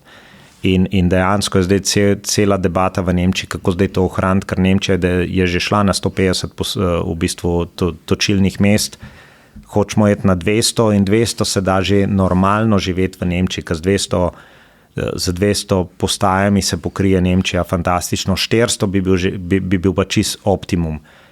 In vodik se razvija, sam je ta enostavno vprašanje chicken and egg, ne? Ko rajn jajce, kaj bo prej. Zdaj Toyota se je odločila, da bo pripeljala kuro, ne? Mi imamo svoj avto, mi imamo svoje gorivne celice, naše gorivne celice, kar nekaj konkurentov uporablja tudi naše gorivne celice in veljajo za ene najbolj kvalitetnih na trgu, tako da mi smo pripravljeni. No dobro, podoben je bilo tudi s hibridom, ne? Pa se je malo polegal, pa je pa bil spet boom, kako so ga vsi na koncu zagrabili, ne? Tako da verjamem, da bo na nek način kaj podobnega tudi s tem. Ne? Meni je predvsem pomembno to, ne, da pač pri Toyoti ste se odločili za raznoliko mobilnost, ne, da svet ni črn pa bel. Ne. In to je po moje zelo pomembno. Ne, ker mi smo zdaj občutek dobili v Evropi, pa me popravi, če se motim, ne, da pač bi vsi radi samo elektriko, ne, ampak se je jasno pokazalo, da vsi in vedno vsi ne bodo mogli na elektriko. Ne? To je zdaj že jasno. Ne? In zato je pomembno, da je pač ena avtomobilska znamka, ki je na srečo globalna, ne? Rekla, ja, mi pa imamo rešitve za celovito mobilnost. Ne? V bistvu tukaj je več problemov prehajati, v bistvu samo, ne more biti samo ena rešitev. Mi pravimo, da je multipath, kot mi, da razvijamo več tehnologije, edina prava stvar in sicer več stvari. Prvič, ne morajo vsi jeti na elektriko in ne morajo vse regije jeti na elektriko. Recimo zdaj ponuditi električne avte neki afriški državi, ki še grida nima za luči pržgati, je bolj vprašljivo. Ne. Hkrati pa tudi, če bi vse resurse današnje, ker mi vendarle proizvajamo 10 milijonov avtov, če bi mi zdaj obrnili pa kar vse avte z baterijem opremili, pa dali vse resurse v te baterije, ne bi pripomogli k temu, da znižamo ogljik maksimalno. Prvič, vsi ne bi mogli teh avtov kupiti, drugič pa narediti avto z 90 kW baterijo, ki ima 600 km dosega, pa se pa vsak dan 20 km peleš, ni najboljši izkoristek kapacitete te baterije. In razporediti te baterije recimo v hibridne avte, ki pač uporabljajo iste rare earth materijale, samo v hibriden avto damo 1,2 do 2,5 kW baterijo na mes 90 kW baterijo, lahko mi dejansko 50 avtov proizvedemo in te avti dokazano se peljejo 50% časa z ugasnenim motorjem. Mi smo v nemške taksije, v 10 nemških mestih smo dali telematics device in smo merili, in ko se avti samo po mestu vozijo, so bili 70% v povprečju za ugasnenim motorjem. In dejansko doprinos k znižanju CO2 teh vozil, če 100 vozil napram 2 električnim avtom je veliko večji kot sam 2 električna avta, ki se peljeta 20 km na dan. In dejansko Toyota razmišlja, da je boljš znižati CO2 danes, čim več je možno, in nekako preiti na to brezogličnost, pomagati vsem, da prispevajo boljše, kot se fokusirati samo na eno tehnologijo. In itak je zdaj že počasi vsem jasen, da čist vsi ne bojo mogli električne avte voziti. In zdaj rešitev, kako pa ostale pripeljati do tega, ki nimajo možnosti polniti. In te rešitve zaenkrat še ni. In vodik bo ena od solucij, vodik na notranje zgorevanje, se pravi ponuditi, kjer Toyota tudi to razvijamo, neko aftermarket varianto, da lahko bencinski motor predelate na vodikov na notranje zgorevanje in s tem se peljete z ničnimi emisijami tudi v prihodnosti. Tako da bi danes dal plinsko napeljano. Tako, nekaj podobnega. Je malenkost bolj kompleksno, ampak ne pretirano bolj kompleksno. Tom, a imate mogoče te izračune, ker jaz vem, ko sem vozil prvo generacijo Miraja prav v Hamburgu na mednarodni predstavitvi, takrat in smo se tudi z vašimi inženirji zelo o teh gorivnih celicah pogovarjali in tako naprej. Takrat vem, da je bila še, pa se ne spomnim cifre iz glave, ampak da je bila velika razlika v ceni postavitve vodikove črpalke ali pa električne polnilnice DC, ne? Pač zaenkrat je problem vodika pri osebnem avtomobilu ali pač ne, ta visok tlak 700 barov, ne, gre v gorivno celico in tudi vodik je shranjen pod rezervari 700 bari, ampak danes te vodikove črpalke, tu komprimiranje tlaka ni več tako drago, ali kako? V bistvu cene so se znižale na 20% takrat, se pravi, če je bila takrat nekje cena 5 milijonov za eno črpalko, je zdaj pod milijon. Je pa še zmer ostaja ta 700 barov, kompresor je treba vzdrževati, je treba, pač je več stroškov za vzdrževanjem neke vodikove črpalke ali pa normalne črpalke. Ne? Jaz čakam, da boš kaj za off-road vprašal, pa kruzarce, pa to.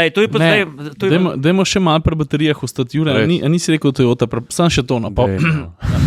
Ne, to pa mene, Ferbec, jaz hibrida. Pa in pri Jarisu gre, no. Jaz tudi hibrida vozim, pa daj, če me zanima, pust me primer. Ne, kaj prihaja ena rešitev v 2025? Ne, 2025. Solid state baterije. 2027, 2028, ne, solid state baterije, ne. Kaj računamo, kaj najboljši izkoristiti gostoto? Večjo gostoto energije, pa še hitrejše polnjenje, ne. To, kar smo se zadnjič pregovarjali, ne.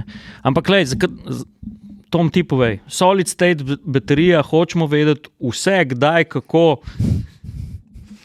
Zdaj, Toyota zelo močno dela na razvoju baterij. Mi smo predstavili, da bomo zdaj predstavili v naslednjih 3 letih, 4 letih 3 različne tehnologije baterij.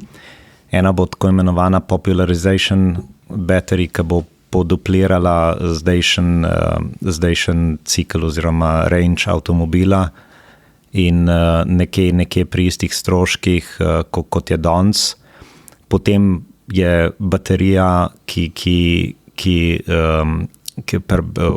kjer bomo probali za LFP tehnologijo znižati stroške za 40%, to bo predvsem pomemben za manjše avte in manjše baterije, in pa potem ta Holy Grail baterija zdaj, ki je solid state baterija, kjer elektroliti niso več v tekočem stanju, so v trdnem stanju in zaradi tega lahko baterijo veliko bolj obremenimo.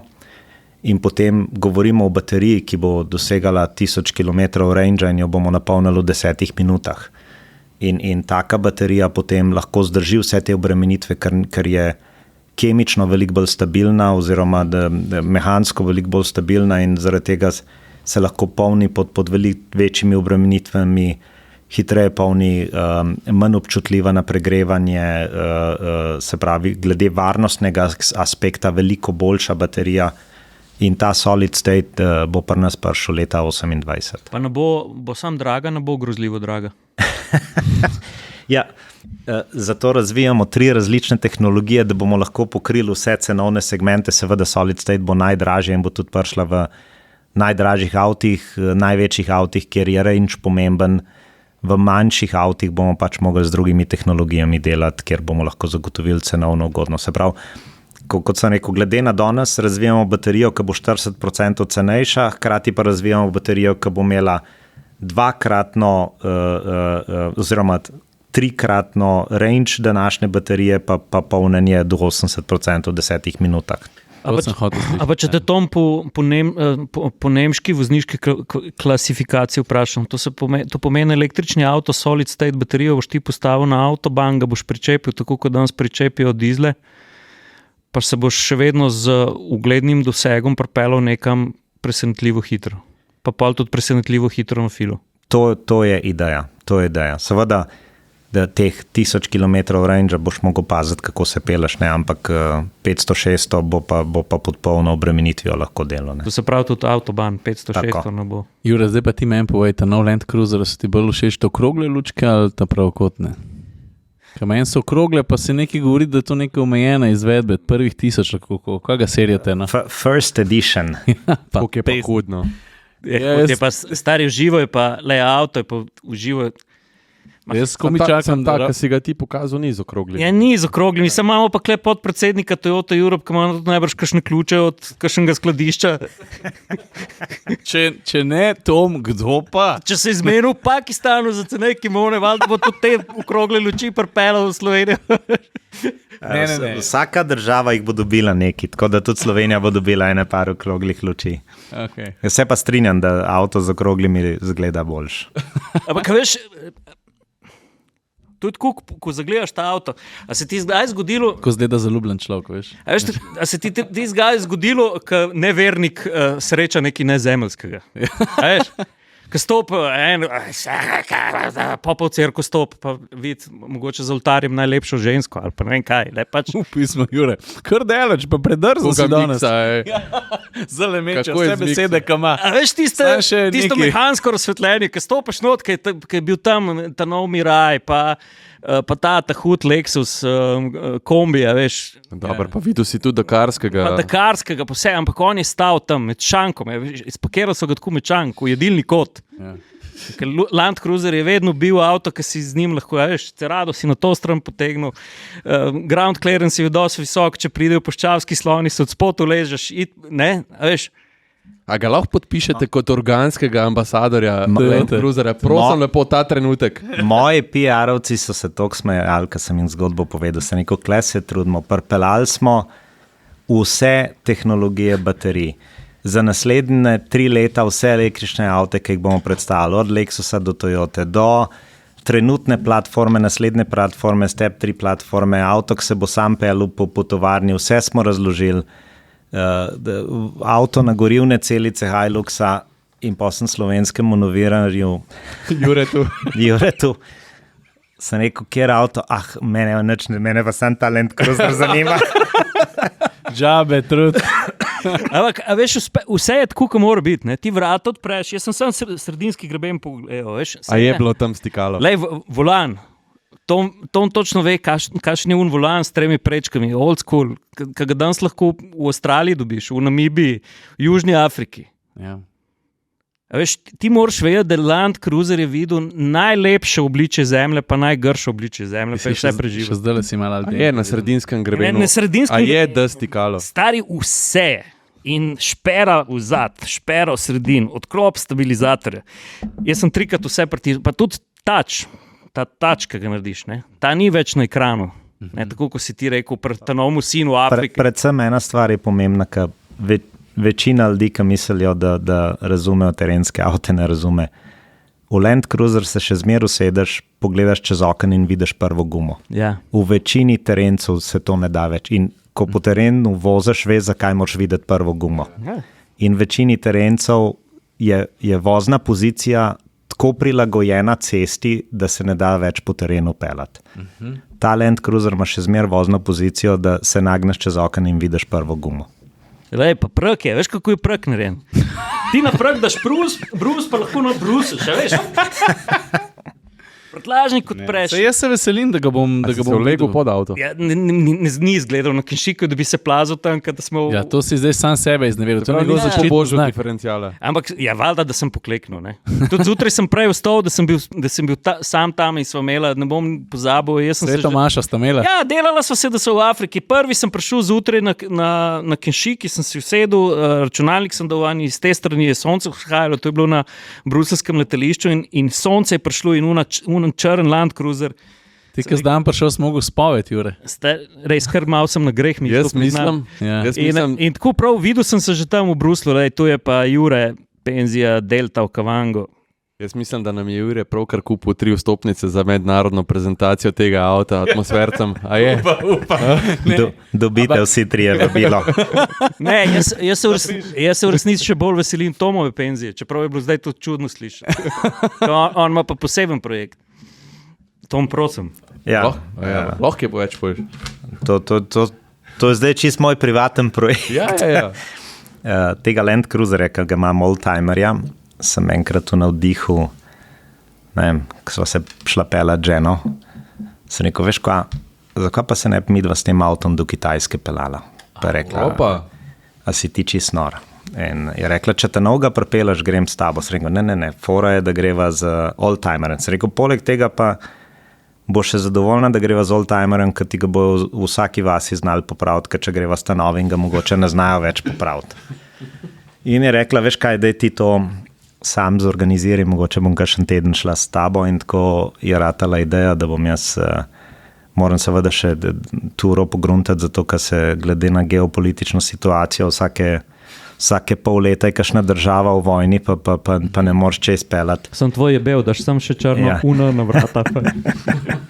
Tako da imam idejo nekje čez 10 let, ko bom izpregel, da zrihtam avto za pot in se odpravim, pa bom prijatelje povabil na 1 teden ali pa 2 tedna, da se mi pridružijo, pa se bojo zmenjevali in upam, da bom dosegel Peking v parih mesecih. Lej, tati, da lahko še napotek, ki je zavit v Rusiji, levo, ki je desno. Ne, jaz sem se vozil čez Rusijo, ti je šel najbrž južno. No, vprašanje, kaj bo čez 10 let, no? Ampak je pa either way to krasen zalogaj. Ni preveč naporen, če si ga lepo narediš, pa mislim, postolovščina huda. No. Lej, Tom, pa če si slišal? Če bodo prijatelji... Jure, si na beru, zdaj pritisk si imel, solid state baterija. No, EGR ventil sem mogel. Ampak hotel se reči, če bodo prijatelji problemi, pa če jim bo preveč prašno, pa vroče. Veš, na kere 3 lahko računaš, ne? Klime nima avta. Veš, na kere 3 lahko računaš. Madonna. Jaz bom imel tudi ljubico s sabo, pusal. Tudi če kaj pade pred avto, bomo razžagali, metre naredili.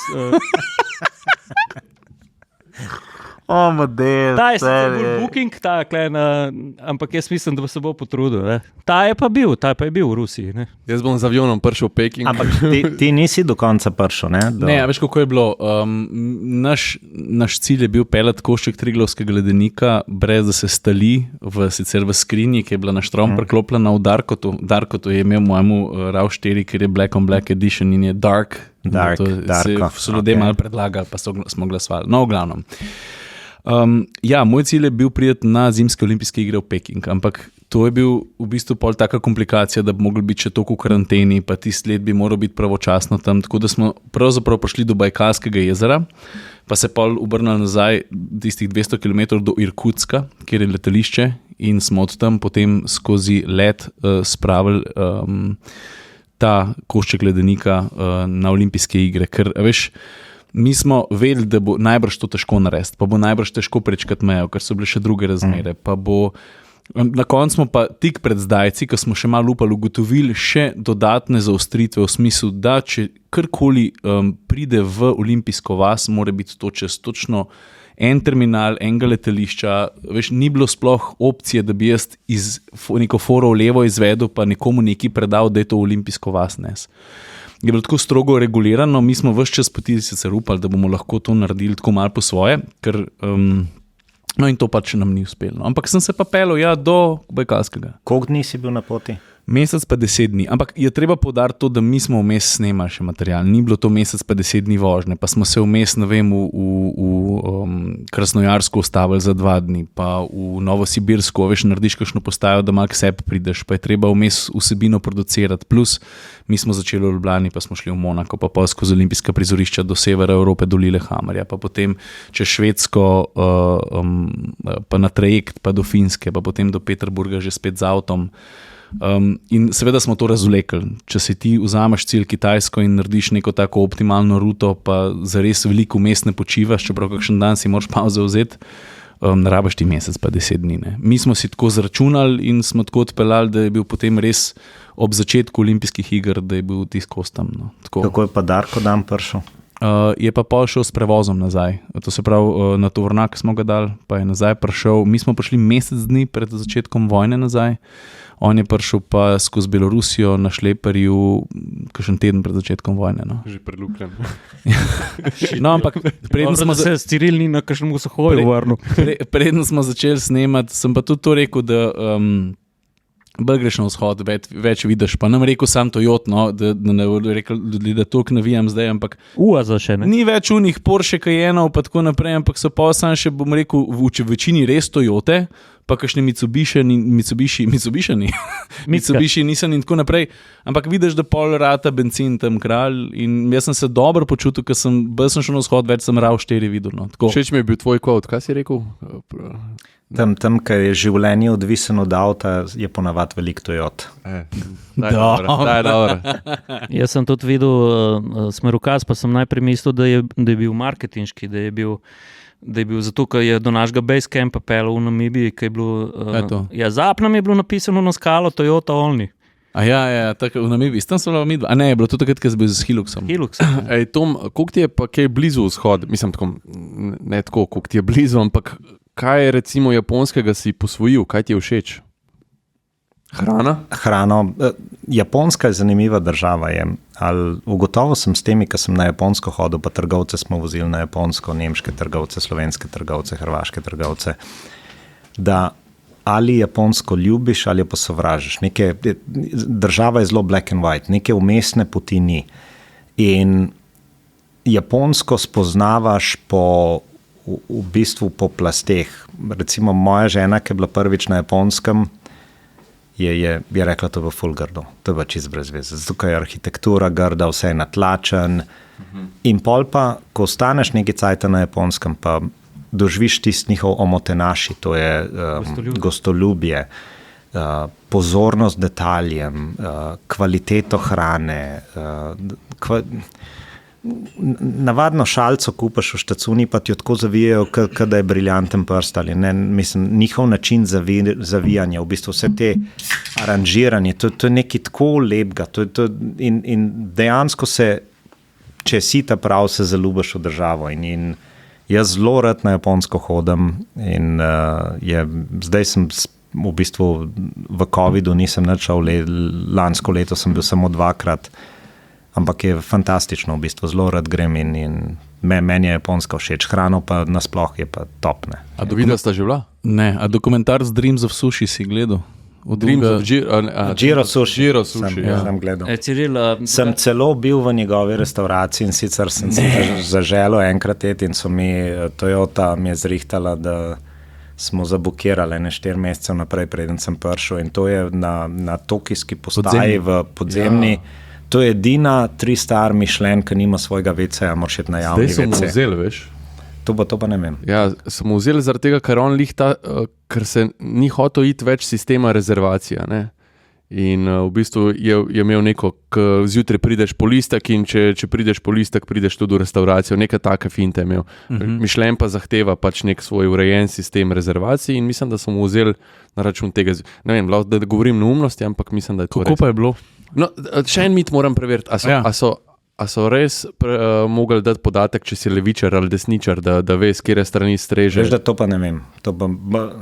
Tudi nisem opazil, ampak vse nekako tako easy zgleda, ne? Da pa dejansko tam šele v filmu sem dojel, ko sem gledal, da on prilagaja velikost glede na to, ko te gleda, a si še lačen ali nisi lačen. In če nisi, ti zmanjšuje suši je zato, da boš do konca menija prišel, da v bistvu prilagodi vsak suši stranki. On ti ga nos strani, zunaj strani, če si ti desničar ali pa levičar, ti on prenese zunaj strani. Ne vem, telesna temperatura, vse je pomembno. Vse, tako. Drugače pa Ciril sem, če bi to pomnil, ne? No, sem vedel. Prej slej se mu gospod podpredsednik Toyota Europe je omenil omotenaši, da ti greš do hladilnika, si odpreš per in prideš za blizu, brez da rečeš. A pa kdo per? Tlele sem ga vzel stran od naše krasne postavitve. Kaj pa si za eno črko vzel? Ta je bil brez črke. Ne. Brez črke. Kaj zdaj? Čem je? Devil, a ni to? Omotenaši, oprosti, Toma, boš pivo? Ne, sem na Dry January. A veš, ker sem jaz to vedel in ga nisem hotel v neugoden položaj postavljati, ker vem, da bi zapasal. Sej to, on bi ti isto rekel, kot ti zdaj rekel. Drugače imamo pa še en japonski viski tam. A ga imamo res? Ja, ga imamo tam od zadaj nekje. Ni pa mrzlo. Hvala lepa. Vidiš, Tom, kako je, mi moramo skozi en drugega vzgajati še vedno v Sloveniji, ne? Malo. Ti, ki bi z motorko rezal po svetu. Še nekaj moram vprašati za suši. Ga tudi pol tle prakticiraš dosti ješ ali samo, ko si na Japonskem? Ne, grem rad na suši. Je pa tako, da se v nekem momentu razvadaš in pri sušiju je celo bolj pomemben riž kot riba. In nekako se navadaš, da ko sem živel v Düsseldorf, je največji japonski community v Evropi in Düsseldorf tudi praznuje japonski dan in to. In tam je bila cela japonska četrt, fantastične japonske restauracije in tako, da sem se kar malo tudi v Evropi razvajal za japonsko hrano. The best, jaz ful uživam v sušiju. Aj čas za vprašanje? Ne, ni še. Ne. Še moramo par stvari rešiti. Tom, povedal si uradno, da si car guy, ne? In vsi vemo, da si tudi dedicated znamki, ki že toliko časa delaš za njo, pa ogromno si tudi tam dosegel, pokazal, ampak kaj pa je vse v tvoji zbirki avtomobilu? A je to za javnost ali ni? Je za javnost, je. Da najprej povem, koliko sem car guy, ki je prej Ciril so z njimi očmi govoril, kako se je po Nürburgringu vozil. Ko so me appointirali, da bom predsednik Toyota Nemčije, to je bilo takrat do mene, to je bila prva firma Toyota v Evropi, ustanovili smo jo leta 1969 in do mene so bili vsi predsedniki Toyota Nemčije Japonci. In jaz sem bil prvi ne-Japonc predsednik Toyota Nemčije, pa sem bil pa še Slovenc, kar je bil čisti šok za Nemce. In sem rekel, zdaj moram pa nekaj nemškega narediti, da v bistvu car culture je zelo pomemben tam in sem se spravil in sem šel delati race license za Nürburgring, sem bil 3 dni na Nürburgringu in sem z GT-ko GT86 nažalost 3 dni dežval kaj škafa, ampak sem jaz v teh 3 dneh pol race license naredil, ki me je seveda potekla v 6 mesecih, ker zdravniškega pregleda nisem nikoli naredil, ampak sem se spravil in sem tisto noč šlajfe prevozil v levo pa v desno, pa vse ovinke, pa razdelili smo jo na več segmentov pa in sem 3 dni tam k-norc vozil gor in dol in to je bila ena taka izkušnja, sem rekel, no zdaj pa lahko v nemškem avtomobilskem trgu delam, ker zdaj sem pa vsaj Nordschleife odvozil. Da nekaj. Sprejemca si naredil. Tako je. Gran Turismo uživa. Pa še nisi dal niti na Instagram, niti na Facebook. Ne, to je bilo čisto za mojo dušo. Enkrat sem dal na Facebook, ker sem se za Toyota 2000 GT z resnim Toyotinim klasikom po Nordschleife vozil, ti sem dal enkrat na Facebook, imam video gor, sem si GoPro naštimal avto. To je bil pa prva Toyota, ki je dosegla vrednost, ki je dosegla vrednost milijon, se mi zdi. Ja. Mimogrede, zdaj ena ekskluziva, ne? V naših novih kartah, konje na mizo, ne? Ki bojo zdaj, dvojka pride ven, smo dali, ne? Toyota 2000 GT. Ja. To so te igralne karte, veš, ki smo včasih koliko cilindrov, koliko kojno zmagaš. Se dobiš ene, ja. Smo svoje naredili, ker ni nobenih slovenskih in smo pa tudi vsake karti smo dali, eno pokaž tomu pečat, da ima naše besedilo gor, da nekaj zanimivega v avto napišeš. Se bomo najdel kakšno tako, da je tebi cool, ne? Čakaj. LFA ali pa Supra. In če govorimo o Toyoti 2000 GT, jaz sem ustanovil Toyotin muzej v Nemčiji. Še to. In ker je, ko sem prišel tja, v bistvu firma, tudi avta nismo imeli v predverju in se rekel, zdaj pa morate malo začeti o avtih razmišljati in lepo. Vprosti, dokončaj svojo misel. In je bila potem kolekcija Toyote, nek trgovec je zbral 109 Toyot in je bil že starejši, jaz sem se z njim dobil, otroci niso imeli kaj dosti zanimanja in so se pogovarjala, kaj zdaj s tem narediti in nekako na nesrečo je po 2 mesecih on umrl in sem pa les otroke kontaktiral, sem rekel, lejte, zdaj kao te naredili, ja, mi bi to prodali, sem rekel, jaz lahko vse prevzamem in bomo mi prostor najdel, pač to je bilo v Pasovu, čist na češki meji, sem rekel, kle ne moramo pustiti, bomo odpeljali v Kelen in pa sem iskal prostor za tisto kolekcijo in smo imeli eno halo zraven firme, 3 tenis place. In tam se je skozi tenis igral, ne? In sem je šel 3-krat noter in je bilo zanimivo, da nisem nobenega poznal, ampak kar je bilo pa še bolj zanimivo, da noben mene ni poznal, pa sem bil predsednik Toyota firme, ne? In sem na koncu gotovo, da so vsi sosedje nekako ključe dubali in so vsi sosedje tam igrali, samo ben od zaposlenih ni igral. In sem rekel, zdaj pa dost. In smo tiste 3 tenis place spremenili v Toyota muzej. In pa so ga hoteli imenovati Toyota Oldtimer Museum in sem prepovedal, ker to bi bila pol okrajšava Tom. In, tako da se zdaj imenuje Toyota Collection. Sej, če na internetu pogledaš, je zelo zanimiv collection, kjer sta 2 modela 2000 GT sta v collectionu. Hudo. Ampak v tvojem osebnem collectionu so pa ene take posebne avtomobilske relikvije, ne? Ja, v mojem collectionu imam 3 avte. En je Ferrari 355 GTS, to je bil avto, ki sem si ga s 30 leti kupil, sem si zaželel športen avto in v bistvu sem zmer kupoval avte, ki so mi bili nekak dream avti, ki sem bil otrok, ne? In ta 355 ki je vam prišel, bil to meni čisto nor avto, to je bilo. In sem si ga zaželel in sem si ga kupil in ga imam še danes.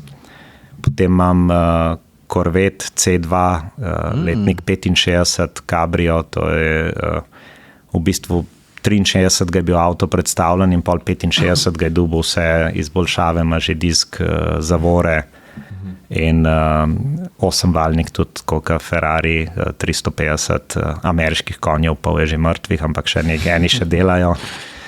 In tudi zanimiv avto, pa Land Cruiserca imam 40 serijo, ta staro. Jo, kakšen collection. Ne, čak, pa nima samo še to, ne. Pa jaz vem, da ima še ene posebne značke.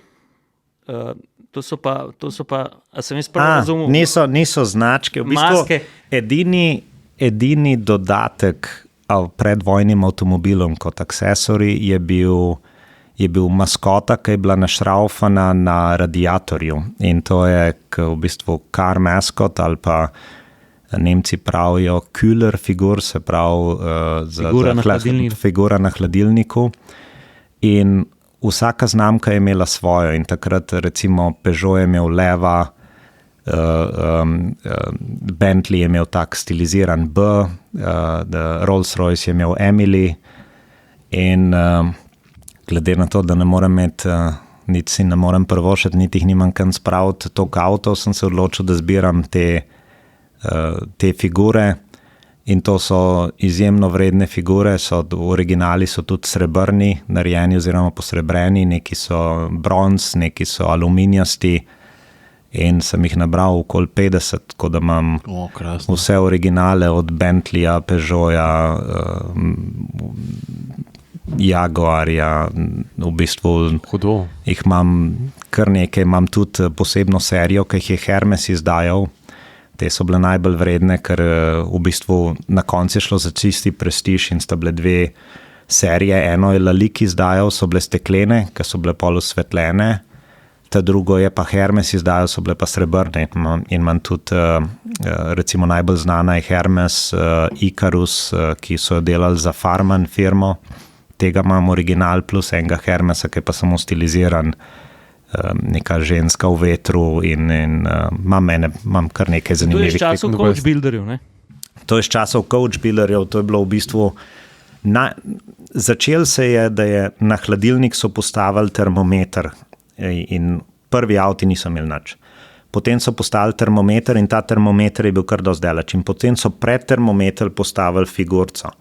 Pa so pa termometer počas prestavili noter v kabino, da je bil bližje vozniku, da ga je lahko stalno gledal, koliko se motor pregreva in so ta termometer nadomestili s figurco. In te figurce so nekje do druge svetovne vojne trajale, ampak največje obdobje je bilo tam od 20 do 35 leta. Takrat so v bistvu vsi avti, če si hotel biti kaj pomembenega, si imel orang figuro na avtu. Pravim, 50 takih je pri tebi. Kje pa imaš to, bom rekel, zaprto v enih škatlah? Ali si... Ne, to je...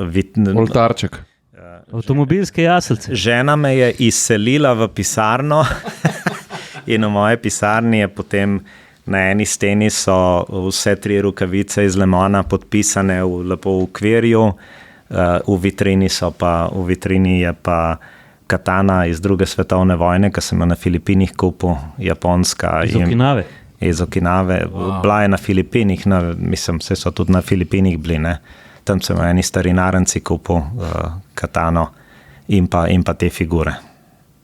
Hudo. A Okay. skoto, kaj še? Mislim, lahko preberem tega Lexusa, ki se mi zdi zanimivo. Žihar, preden gremo na zadnje vprašanje. No, dej. Lexus je okrog epskega 4,8 litrskega 10-valnika razvitega v sodelovanju z Yamaho, klicaj, ustvaril inženirski presežek, mojstrovino za večnost. Jeremy Clarkson je rekel, da gre za najboljši avtomobil na svetu. Jaz pa sem z njim obkrožil Nürburgring in ostal spremenjen za vedno. Top 3 zvok ever. Ja. Evo. A ono reklamo ste videli, posnetek je bil, ko so natunali zvok Lexusa, da je kozarce razbil. Ne. To moramo pa, kaj bomo na YouTube leteli zdaj. Bomo prepeli video. V bistvu so kozarco postavili, ga upel in ga dali za auspuh Lexusa LFA in so inženirji zvok toliko cajta tunali 10-valnika, da so resonanco ujeli, da je razbil kozarc. Ampak se vem, da vse ne moreš povedati, ampak jaz pa ne bom mirno spal, če te to ne vprašam. A pa bo zdaj prišel še kdaj v novih časih ta 10-valni grunge, ki bo kozarce razbil? Jaz mislim, da bo hibrid, če bo. Lahko to povem. Zdaj 10-valnega grunga ne bomo več delali. Smo pa že najavili s parimi posnetki, da delamo superšportni avto in ravno novembra sem bil na Japonskem in sem si ogledal prototipe in bo kar resen stroj. Stari, zdaj sem pa jaz. A je spred tak katana? Če to reče Karga, ne nekdo, ki se samo z Excelom Všeč mi je rekel, da bo stroj. Stroj je rekel. Ne moramo bolj zaključiti. Dej, Saša, vprašaj ga zadnje vprašanje. Ja, ampak sej nekako slutam, a si omenil že? Ne, Kjer je bil tvoj prvi avto? Ja, to sad ga vprašamo. Moj prvi avto,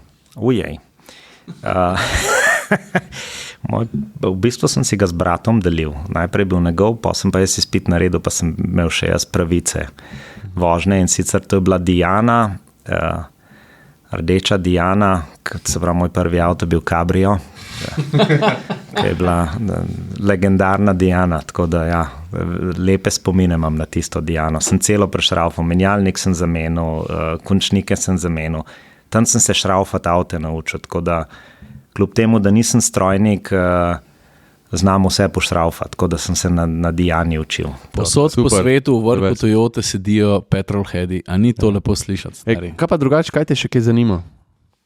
Šport, avioni? Ne, čak, jaz sem mislil nekaj drugače vprašati. Ne, čakaj, zdaj najprej Saša vprašanje, ne gremo po vrstno. Razen če je pod vprašanje. Je pod vprašanje, ti boš pod vprašanje postavil. Mene ne bolj zanima to, ali imaš raje hitrost ali pa idealno linijo čez vrh Vinka ali čez vrh Vala? Passion mi je morje, pa jadranje, kar velik passion. Tako da zelo rad sem na morju. In v bistvu težko bi se odločil, kaj me zdaj boljš, ampak na morju rad preživljam čas in je bilo zanimivo, v COVID-u so odpovedali Volvo Ocean Race in so organizirali Volvo Ocean Race Europe oziroma Ocean Race Europe in sem imel priložnost še z parimi kolegi iz Slovenije se pridružiti posadki Team Austrija, v bistvu na barki je 15 ljudi, od tega sprejmejo 4 amaterje in potem razdelijo ekipo 12 oseb se pravi 4x3, 2 profesionalca, 1 amater, ker morajo imeti amaterje na barki in skipper in navigator in potem smo 4 ure on deck, 4 ure off deck in jaz sem se priklopil v Kaškajšu na Portugalskem etapo čez Gibraltar do Alicanteja v Španiji. In to je bilo 3 dni, pa pol 4 dni plovbe na full noč in dan. A je pihal? Pihal je tam do 150 km/h. Ne. Jezno morje. Jezno morje. In mislim, to so Volvo Ocean 65 barke, to še niso na foilih. To niso na foilih. To so te v bistvu najbolj tough barke za oceansko jadranje in tam pri 60-70 vozlih tudi ena krešave ni bilo gor, to so bila vsa jadra na full odpeta. barka je šla tam do 35 vozlov na uro in to gre kar čez val noter. To sploh ne gre čez val gor, ampak v val not zapeleš voda, čez leti. In to si noč in dan full power v pralnem stroju. Čakaj. In pol kot ta materija, ker sta ena mater v skupini in 4 ure si gor, pa vsake 2 ure nova ekipa pride, se pravi, da se preklapljajo na 2 ure. In valjda nas materije so imeli na grinderju, in to si 4 ure gonoti z grinderja. Jaz sem vsake 4 ure spal kot dojenček.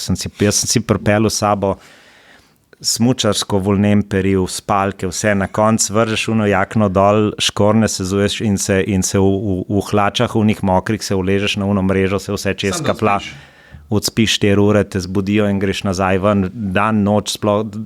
A grinder je un? Grinder je un, ka vrtiš, ja. In probi 4 ure grindati, ka to se stalno jadra. Ampak zdaj tako govoriš, da te ni bilo žal. Noro je bilo. Takoj bi.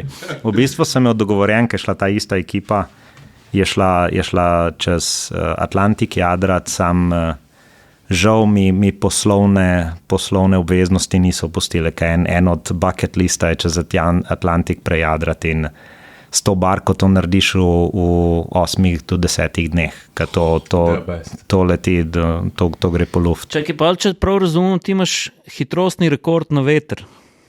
V Sredozemskem morju, osebni hitrostni rekord na veter v Sredozemskem morju 70 km/h. Ja, šli smo, mislim, da 34 vozlov, ja. To je 65 na uro, ja, na veter. Na veter. The best. Ej, je nič. A se kam povabimo? to je zdaj že kristalnica našega podcasta, tako zaključimo. Kako naj še? Za Land Cruiser smo se že zmenili. Evo, res. Ampak ti boš zraven, prideš. Zakurimo en taborni ogenj, pa se bom potrudil, da bom zraven. Ne, to moramo enkrat. Enkrat moramo skupaj čez masko od Land Cruiserja skupaj gledati, pa čez vetrobrano pesem. Pa namazati se z moškim pudrom. Ja. To je blato. Dolenski puder, ne moški puder. Dobar, moški puder. Tom, hvala ti za tole, jaz sem neizmerno živ. Jaz tudi, ja. Hvala. Tebe je bilo. Pa veselim se, da si rekel, da bo ta nov stroj. To pomeni, da bomo tudi zračen filter. Bom imel tudi zračen filter. Okay. Hvala lepa. Ja, hvala. Hvala, Tom, za čas.